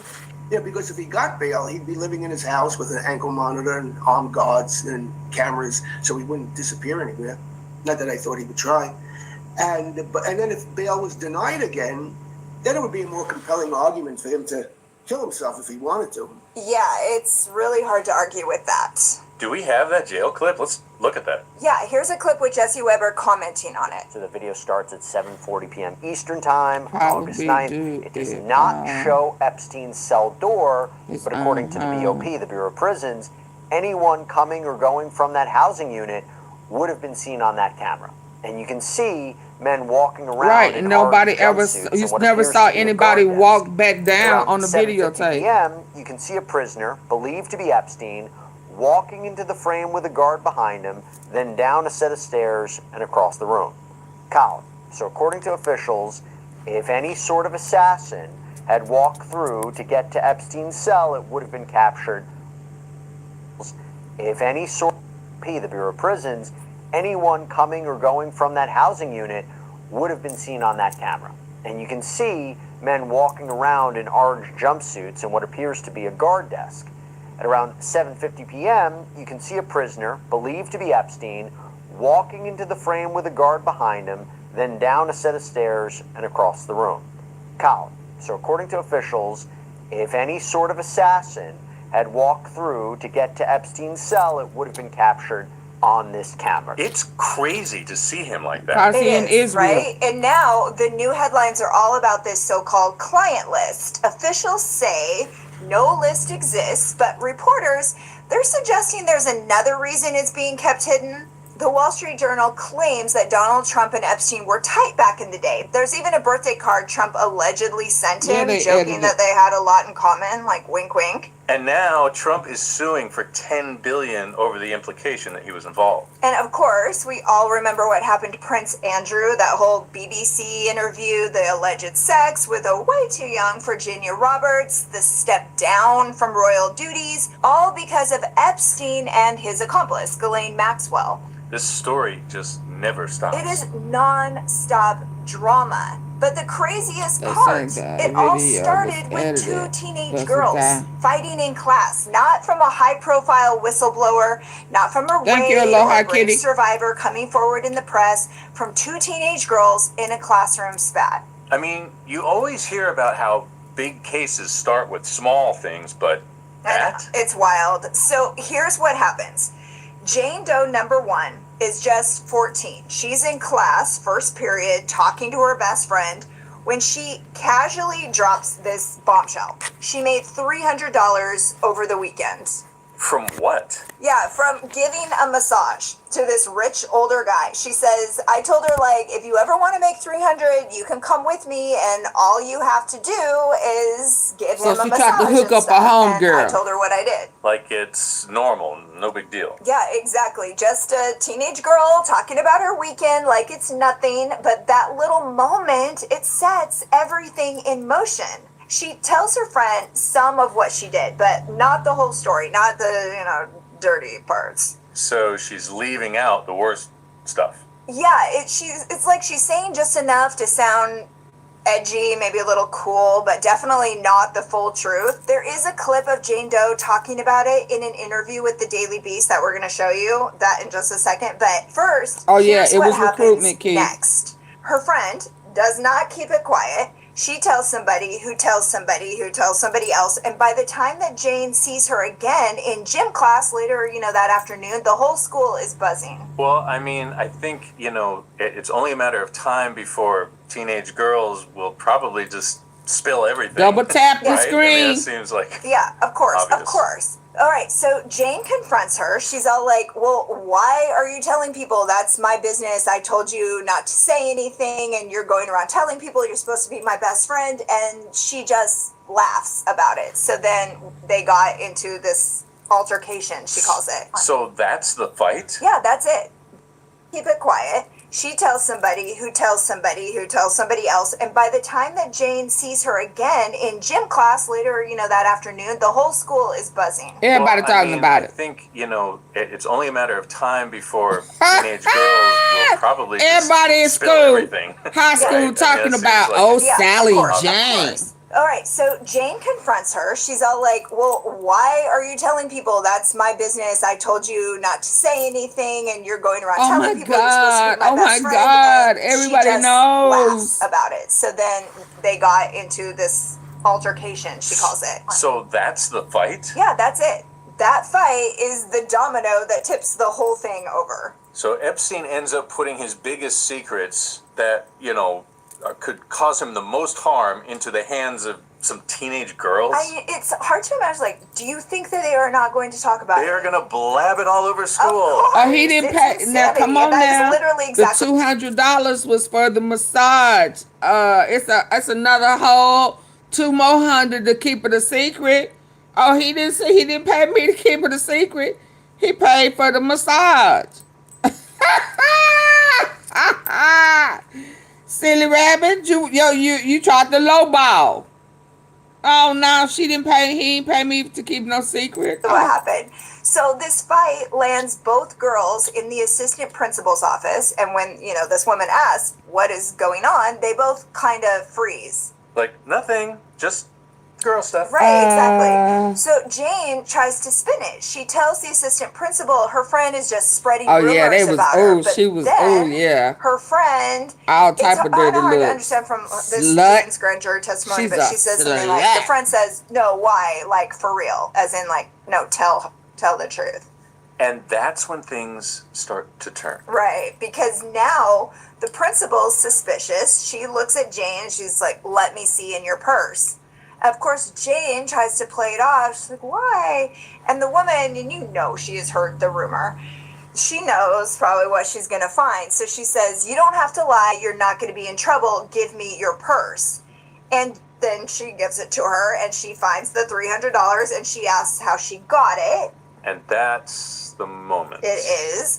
Jane tries to say it's from her job at Chick-fil-A, but she's only working 10 hours a week. 14. That's the legal max for a 14-year-old. Remember, 14. 14. So, yeah, the math is it's not mathing. Not even close. Right.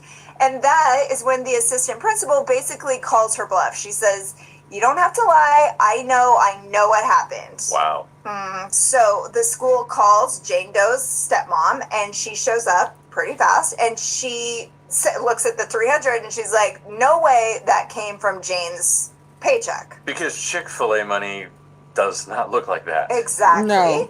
And now Jane is full on panicking because she knows this wasn't just some innocent massage, and she's probably thinking they're going to think I'm some kind of sex worker or something. She's only 14. Right? So she starts scrambling. She's reaching for any other explanation. And what does she tell them? She says she's been doing drugs and that she's been selling them. She would rather be labeled a drug dealer than to tell them what really happened. Yeah. Wow. Exactly. That's how scared she is. Man. She can't even say it out loud. She would Y'all rather didn't know be in this, trouble did you? for dealing drugs than admit what really happened behind those closed doors. It's kind of sad. Yeah. So, what did happen that she was so terrified to tell them? Well, check out this clip. This is her in disguise talking about that first time to the Daily Beast. He was laying on his belly, so his back was facing myself. Can y'all hear? And I was at first really awkwardly giving him a massage from my just standing up position. And I couldn't really reach, I was really short. So he invited me to just sit piggyback style on the towel right before his. The what? Girl, don't. Drugs than admit what really happened behind those closed doors. At least my daughter is selling some shit. So, what did happen that she was so terrified to tell them? Well, check out this clip. This is her in disguise. She done made $300 a day at 14. He was laying on his belly, so his back was facing myself. And I was at first really awkwardly giving him a massage from my just standing up position. And I couldn't really reach, I was really short. So he invited me to just sit piggyback style on the towel right before his back started. So again, I'm just thinking, what would an 18-year-old girl do? She definitely wouldn't get chickened out. So I just went for it and gave him a massage. And then he asked to leave the room, and then he came back, and then that's when he laid on his back with his face facing me, and he asked me to massage his chest area. And again, this whole time, just talking, trying to not make it awkward, although as awkward as it was. Then he started to masturbate right in front of me. I played off as if I didn't really notice, because again, I'm really trying to be as 18-year-old as I could, and they wouldn't get afraid or even anything. They wouldn't even flinch. He left the room and came back, and he handed me $300, and he said the extra 100, because usually you're only getting paid $200. That's what I was told by Haley. Yes. So when I received $300, he said that's because of the extra. Not sure if you saw the news, but Fox News is claiming President Trump is declining in the polls. And President Trump responded, says Fox News polls can't be trusted. So now, Newsmax is conducting its own poll on President Trump's job performance. It takes just a minute to vote, so let us know if you think President Trump is doing a good job. We at Newsmax want to know your opinion. Again, the QR code's there, as well as the website. Make your voice heard and vote today. A brand new hour of National Report kicks off right now.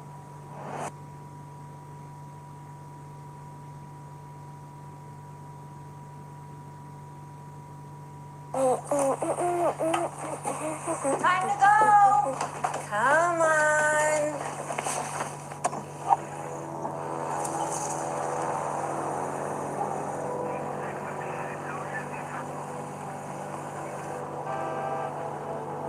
They're relying on us. Are we gonna be okay? We're relying on you. Please donate now. Watching him masturbate. So that's how she got the $300 that the assistant principal finds in her purse, and then her parents call the police. And when they interview Jane Doe, she admits something else. Epstein also used a vibrator on her, which of course makes it even sicker because this is a 14-year-old kid. Yes, she told him she was 18, but come on. In her words, there's no way anyone would have believed that. She's little, she's not at all like developed, she looks like a kid, she's got braces and everything. So how did she cross paths with Epstein in the first place? That's a very good question. So you remember how they had it set up, right? Like Epstein paid girls to recruit other girls. That's how Jane Doe got pulled into this. She meets this older teenage girl at what she describes as a family football thing at her boyfriend's aunt's house. And Jane says it was kind of just a regular night. They're hanging out, they're watching TV, and this girl says, "What are you doing tomorrow?" And she says, "Nothing." And then she's like, "Oh, well, do you want to make like $200? And Jane, of course, she jumps at it. And the girl says, "Well, here's the other part." The girl says, "Well, you're going to have to meet my friend Jeffrey, and he lives in this big, humongous mansion, and like he lives on the water." Just making it sound all amazing. And Jane is just kind of like, "Okay, that's cool." It sounds glamorous, but I mean, really, she has no idea what she's walking into. Right? None. And because obviously this sounds like an easy gig. And this older girl, who she probably thinks is cool and in the know, she lays it out. It's like, this is a good news, bad news deal. She says, but you have to give him a massage for like 40 minutes, and that's all you have to do, and you get like $200 for it, and it's really easy. Which, of course, not the full truth, but Jane, she's 14. She's just seen dollar signs. Yeah, she's a kid, and $200 feels like a lot of money when you're that age. And to be fair, someone does try to warn her. Her boyfriend tells her straight up, don't go. Right, but it's too late because that door's already been cracked open. Right, but you know, she sees a chance to make $200 just giving a massage. I mean, people are massage therapists as a career, so she's probably thinking it's no big deal. Would you have done that when you were 14 years old? That's a good question, and I'm going to say no, but not like there's any judgment on a 14-year-old that does jump at the chance to make $200, because I can obviously see that side of it too. But at 14, I feel like I was way too immature to be even. If somebody suggested I go massage an old man at his mansion, I would have been like, what are you talking about? I was still practically playing with Barbies at 14. Like, there's no chance I would have ever felt like, oh, absolutely, that's what I'm going to do. Just knowing you now, I couldn't imagine you doing that at 14, but who knows? No, I mean, I don't know that I would do that now. Especially, especially not now, obviously. Oh, yeah. Sorry, honey. I'm going to go give somebody a massage. Okay, honey. See ya. Sorry. But you know what I mean. So Jane Doe tells her dad she's just going to the mall. Totally normal. Meanwhile, this older girl picks her up and drives her straight to Epstein's Palm Beach mansion. It's a Sunday morning. They go in through the kitchen. She meets him. He shakes her hand, says hello. Super casual, like he's just some nice rich guy hiring children to rub his back. Yes. Which is so creepy knowing what's about to happen. Right? So apparently the other girl, the older one, was planning to there's never any good way to say this, but she was also planning to service him that day.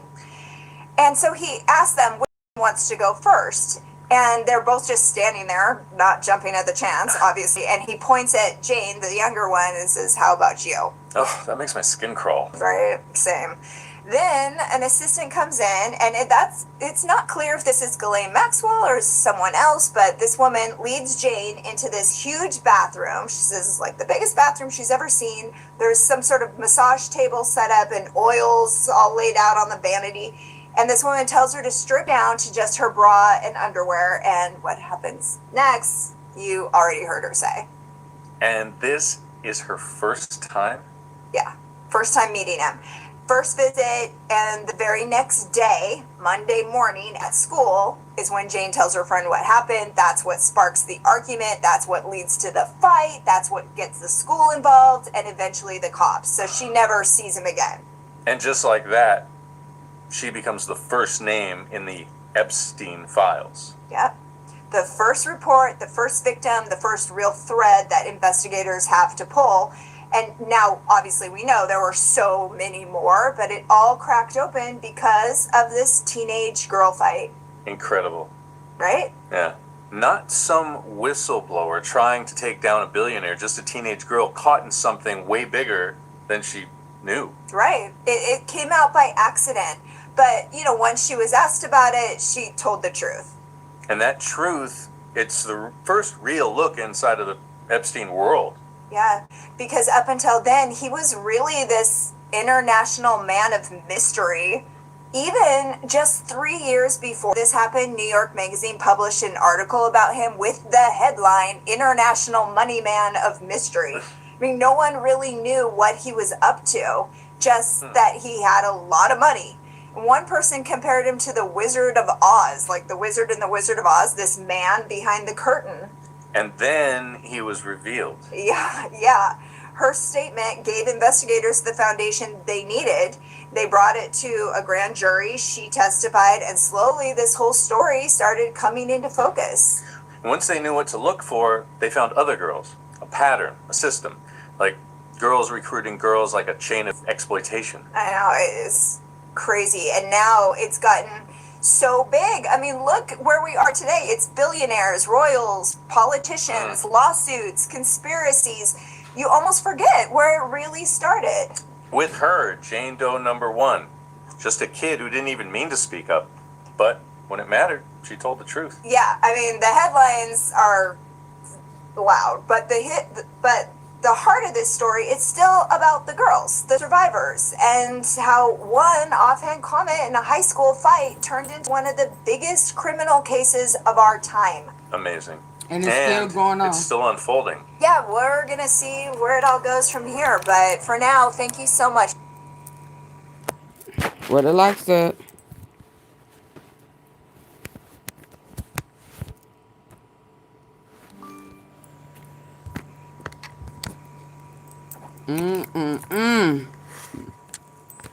For being part of our Insiders crew.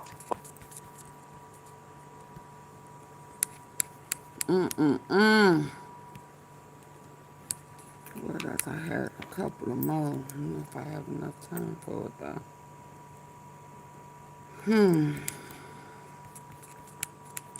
Interesting. That one is too long.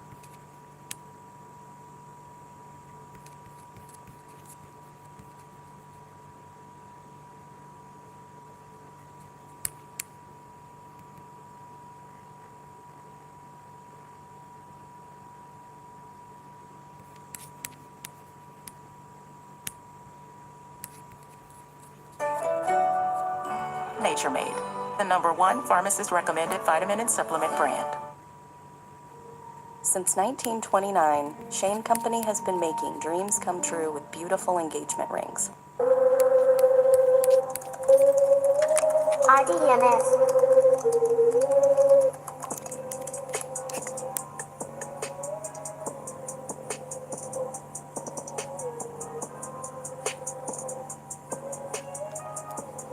Okay, I'm getting a lot of questions like this, and I have done quite a few videos about the Core 4, but just so you don't have to dig for it, I'm going to give you a Cliff Notes speedrun version of who the Core 4 are within Jeffrey's network. So the Core 4 is made up of 4 women: Leslie Groff, Sarah Kellen, Nadia Marcinkova, and Adriana Ross. Were all either hired to work for Jeffrey, or they were lured into Jeffrey's ring as victims and then later would become perpetrators themselves. And all of these women worked for Jeffrey anywhere from 8 to 20 years. So let's start with Adriana Ross. 8 Adriana to Ross was 20 one of the girls years. who was lured off. Sarah Kellen, Nadia Marcinkova, and Adriana Ross were all 4 women: Leslie Groff, Sarah Kellen, Nadia Marcinkova, and Adriana Ross. Were all either hired to work for Jeffrey, or they were lured into Jeffrey's ring as victims and then later would become perpetrators themselves. And all of these women worked for Jeffrey anywhere from 8 to 20 years. So let's start with Adriana Ross. Adriana Ross was one of the girls who was lured into Jeffrey's ring as a victim and then later became a perpetrator. But before she was lured into Jeffrey's ring as victims and then later would become perpetrators themselves. And all of these women worked for Jeffrey anywhere from 8 to 20 years. So let's start with Adriana Ross. Adriana Ross was one of the girls who was lured into Jeffrey's ring as a victim and then later became a perpetrator. But before she was lured into Jeffrey's ring, she was a model modeling for the company ID Models, which was owned by Paolo Zampoli, who is the modeling agent who discovered Melania and brought her to the United States for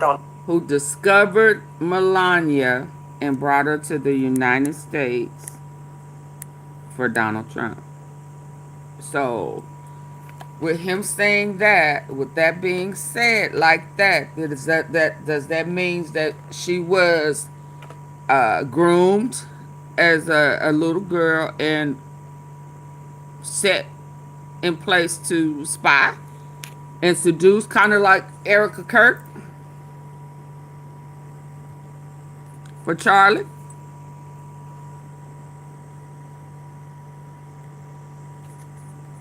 Says she was brought to the United States for Donald Trump.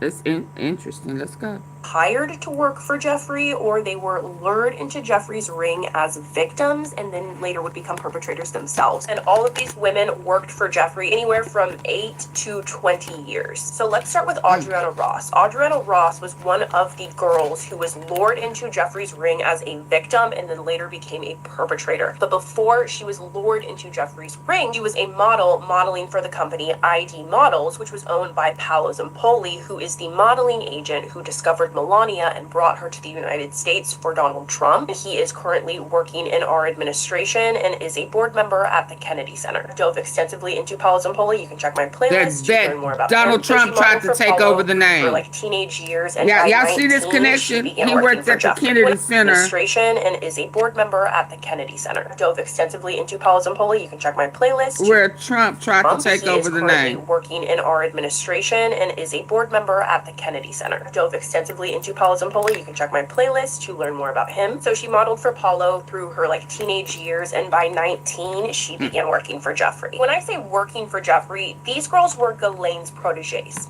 Okay, they were doing the job that Ghislaine was doing. Finding the girls, recruiting the girls, paying the girls, scheduling the girls, engaging with the girls, threatening the girls into silence, etc., etc. Then we have Sarah Kellen. Like, she was more than a protege of Ghislaine. She was like a carbon copy of Ghislaine. Sarah Kellen met Jeffrey through Ghislaine, as Ghislaine hired Sarah Kellen to help her lure in girls into Jeffrey's ring when she was 22 years old and had just been outcast from the Jehovah's Witness community. Sarah Kellen would go on to marry NASCAR driver Brian Vickers back in 2006, and they divorced within the last year. In present day, Sarah Kellen uses the alias Sarah Kensington. If you read through some of what the victims have said about Sarah Kellen, is very clear how truly evil and just like Galate this woman was. Nadia Marcinkova's origin story is a little unclear, but we do know that she came into Jeffrey's ring around the age of 15 or 16 years old. The official story is that Nadia was sold to Jeffrey by her Slovakian parents at the age of 15, but Nadia's father has denied that. But either way, Nadia was a young teenager whenever she was lured into Jeffrey's ring, and after being a victim of Jeffrey and his friends, she would unfortunately go on to become a perpetrator and would begin recruiting for Jeffrey and luring other girls in and training them on what they're supposed to do with these older men. She, like many of the other members of the Core Four, would often engage in physical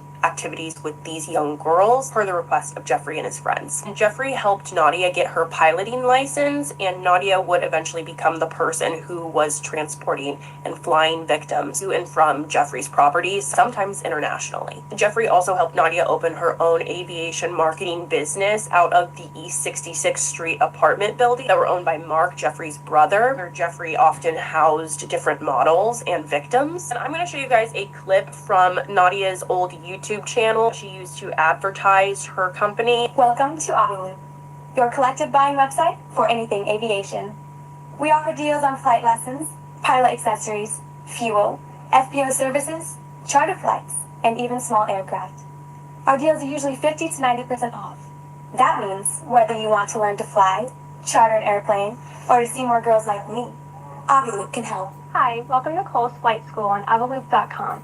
My name is Ashley and I'm your JIL attendant. Anyone who claims that humans were not meant to fly never experienced the thrill of their own successful landing. If you've been bitten by the flying bug and you want to add multi-engine to your pretty green license, this is your opportunity to do it at 50% off. You don't see that very often. Today's deal includes all the necessary ground school and 15 hours of multi-engine flight training.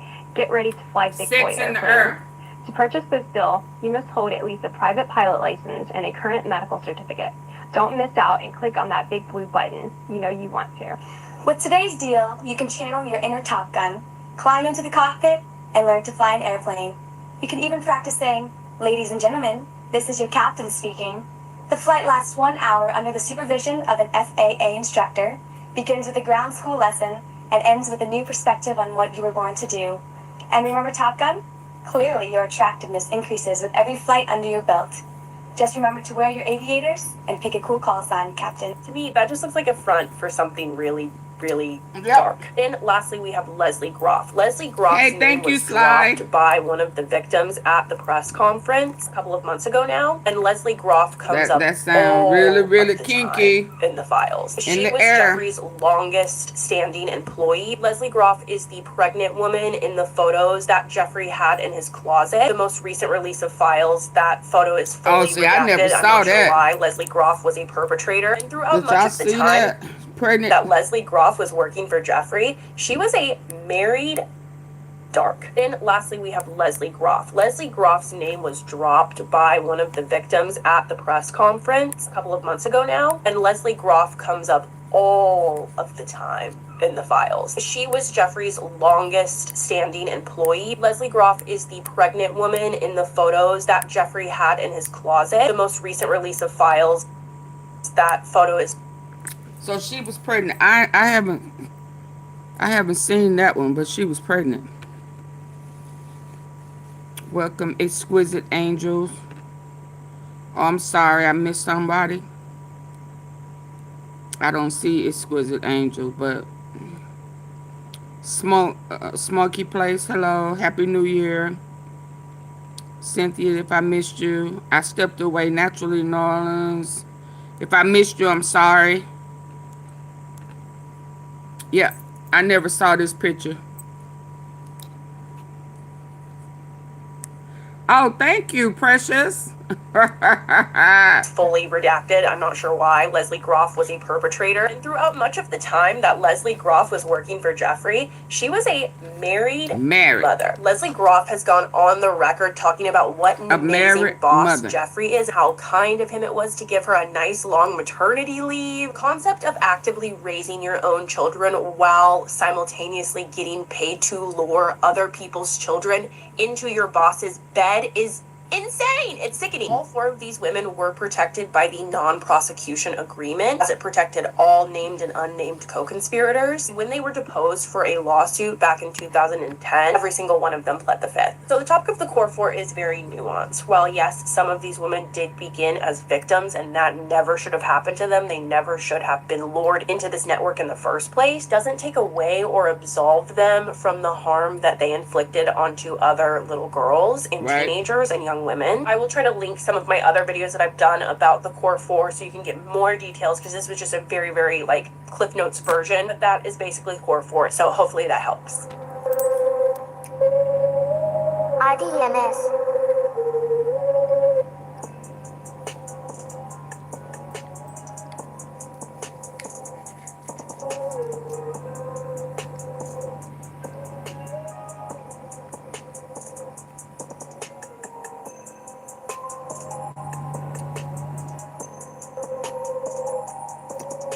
So they stuck with him, and they put them in positions. You see, this is kind of reminding me of Erica Kirk and Pam Bondi, that attorney girl, I can't think of her name, that really wasn't qualified but a part of the pageant. J.D. Vance, that Corey McCoy, Mikey McCoy, all these people that have been groomed as kids, played their position until they got grown, and then they were successfully put in position to make money. But they still PDFers. They were groomed, and they stayed in it. A lot of these new people in the cabinet that had no experience, FBI and all of this type stuff,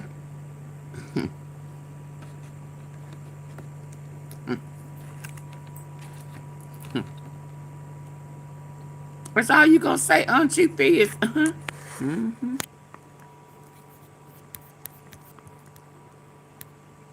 Let's see what else I got. My likes ain't where they need to be.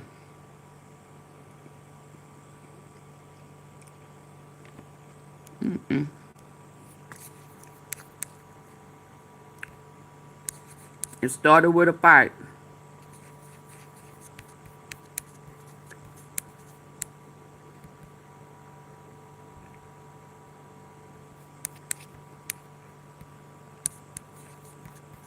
Story as part of a multi-hour live stream recently, but a lot of viewers asked that I upload this information as a standalone episode. So several years back, I dug into the story of Epstein. This is long before the corporate media started talking about the guy. This is before it became fashionable to bash Donald Trump over his connections to this sex predator. This was back when Blackstone Intel's investigative focus was on child sex trafficking networks, particularly a network that was based in North Hollywood that we helped to bust up. That group was recruiting young women with promises of international modeling opportunities. They were sending them off into Eastern Europe. So that work introduced me to the old Epstein case. What I did was I pulled all the primary records that I could find from that Palm Beach investigation, starting with the local police investigation reports, those at least that were publicly accessible. I obtained the probable cause affidavit, which was brimming with information, pulled some court records. Later, this would have been, I guess, in late 2016, author James Patterson and John Connolly, Tim Malloy, they put out a book called Filthy Rich that fleshed out more details on this case. And also over time, I reached out to some of the people who had firsthand familiarity with the case, and that included the now late Virginia Roberts. So what I'm going to do is share with you today a little bit of the story of how everything started to unravel for Jeff Epstein. The main character in today's story is a teenage victim whose real name has never been released publicly, so I'm just going to refer to her by the pseudonym Mary. Going back to March 15, 2005, a Palm Beach police officer named Michelle Pagan gets assigned what is a routine, simple case, but a case that would soon explode into something much, much bigger. All started when they got report of a high school fight about 30 minutes away. There was this 14-year-old Hispanic girl named Mary. She got into a pissing match with another girl who had been making moves on Mary's boyfriend, a guy named Joe. They start throwing insults back and forth at each other, calling each other whores. The next thing you know, Mary's got hold of the girl's hair. They have an all-out cat fight. All the kids in the school are surrounding them. Fight, fight, fight. Next thing you know, Mary is sitting in the principal's office. Principal tries to get her to talk. She won't. She's tight-lipped. Among the things that Mary is refusing to talk about is why she is carrying $300 in $20 bills in her wallet. Now, this was in Florida.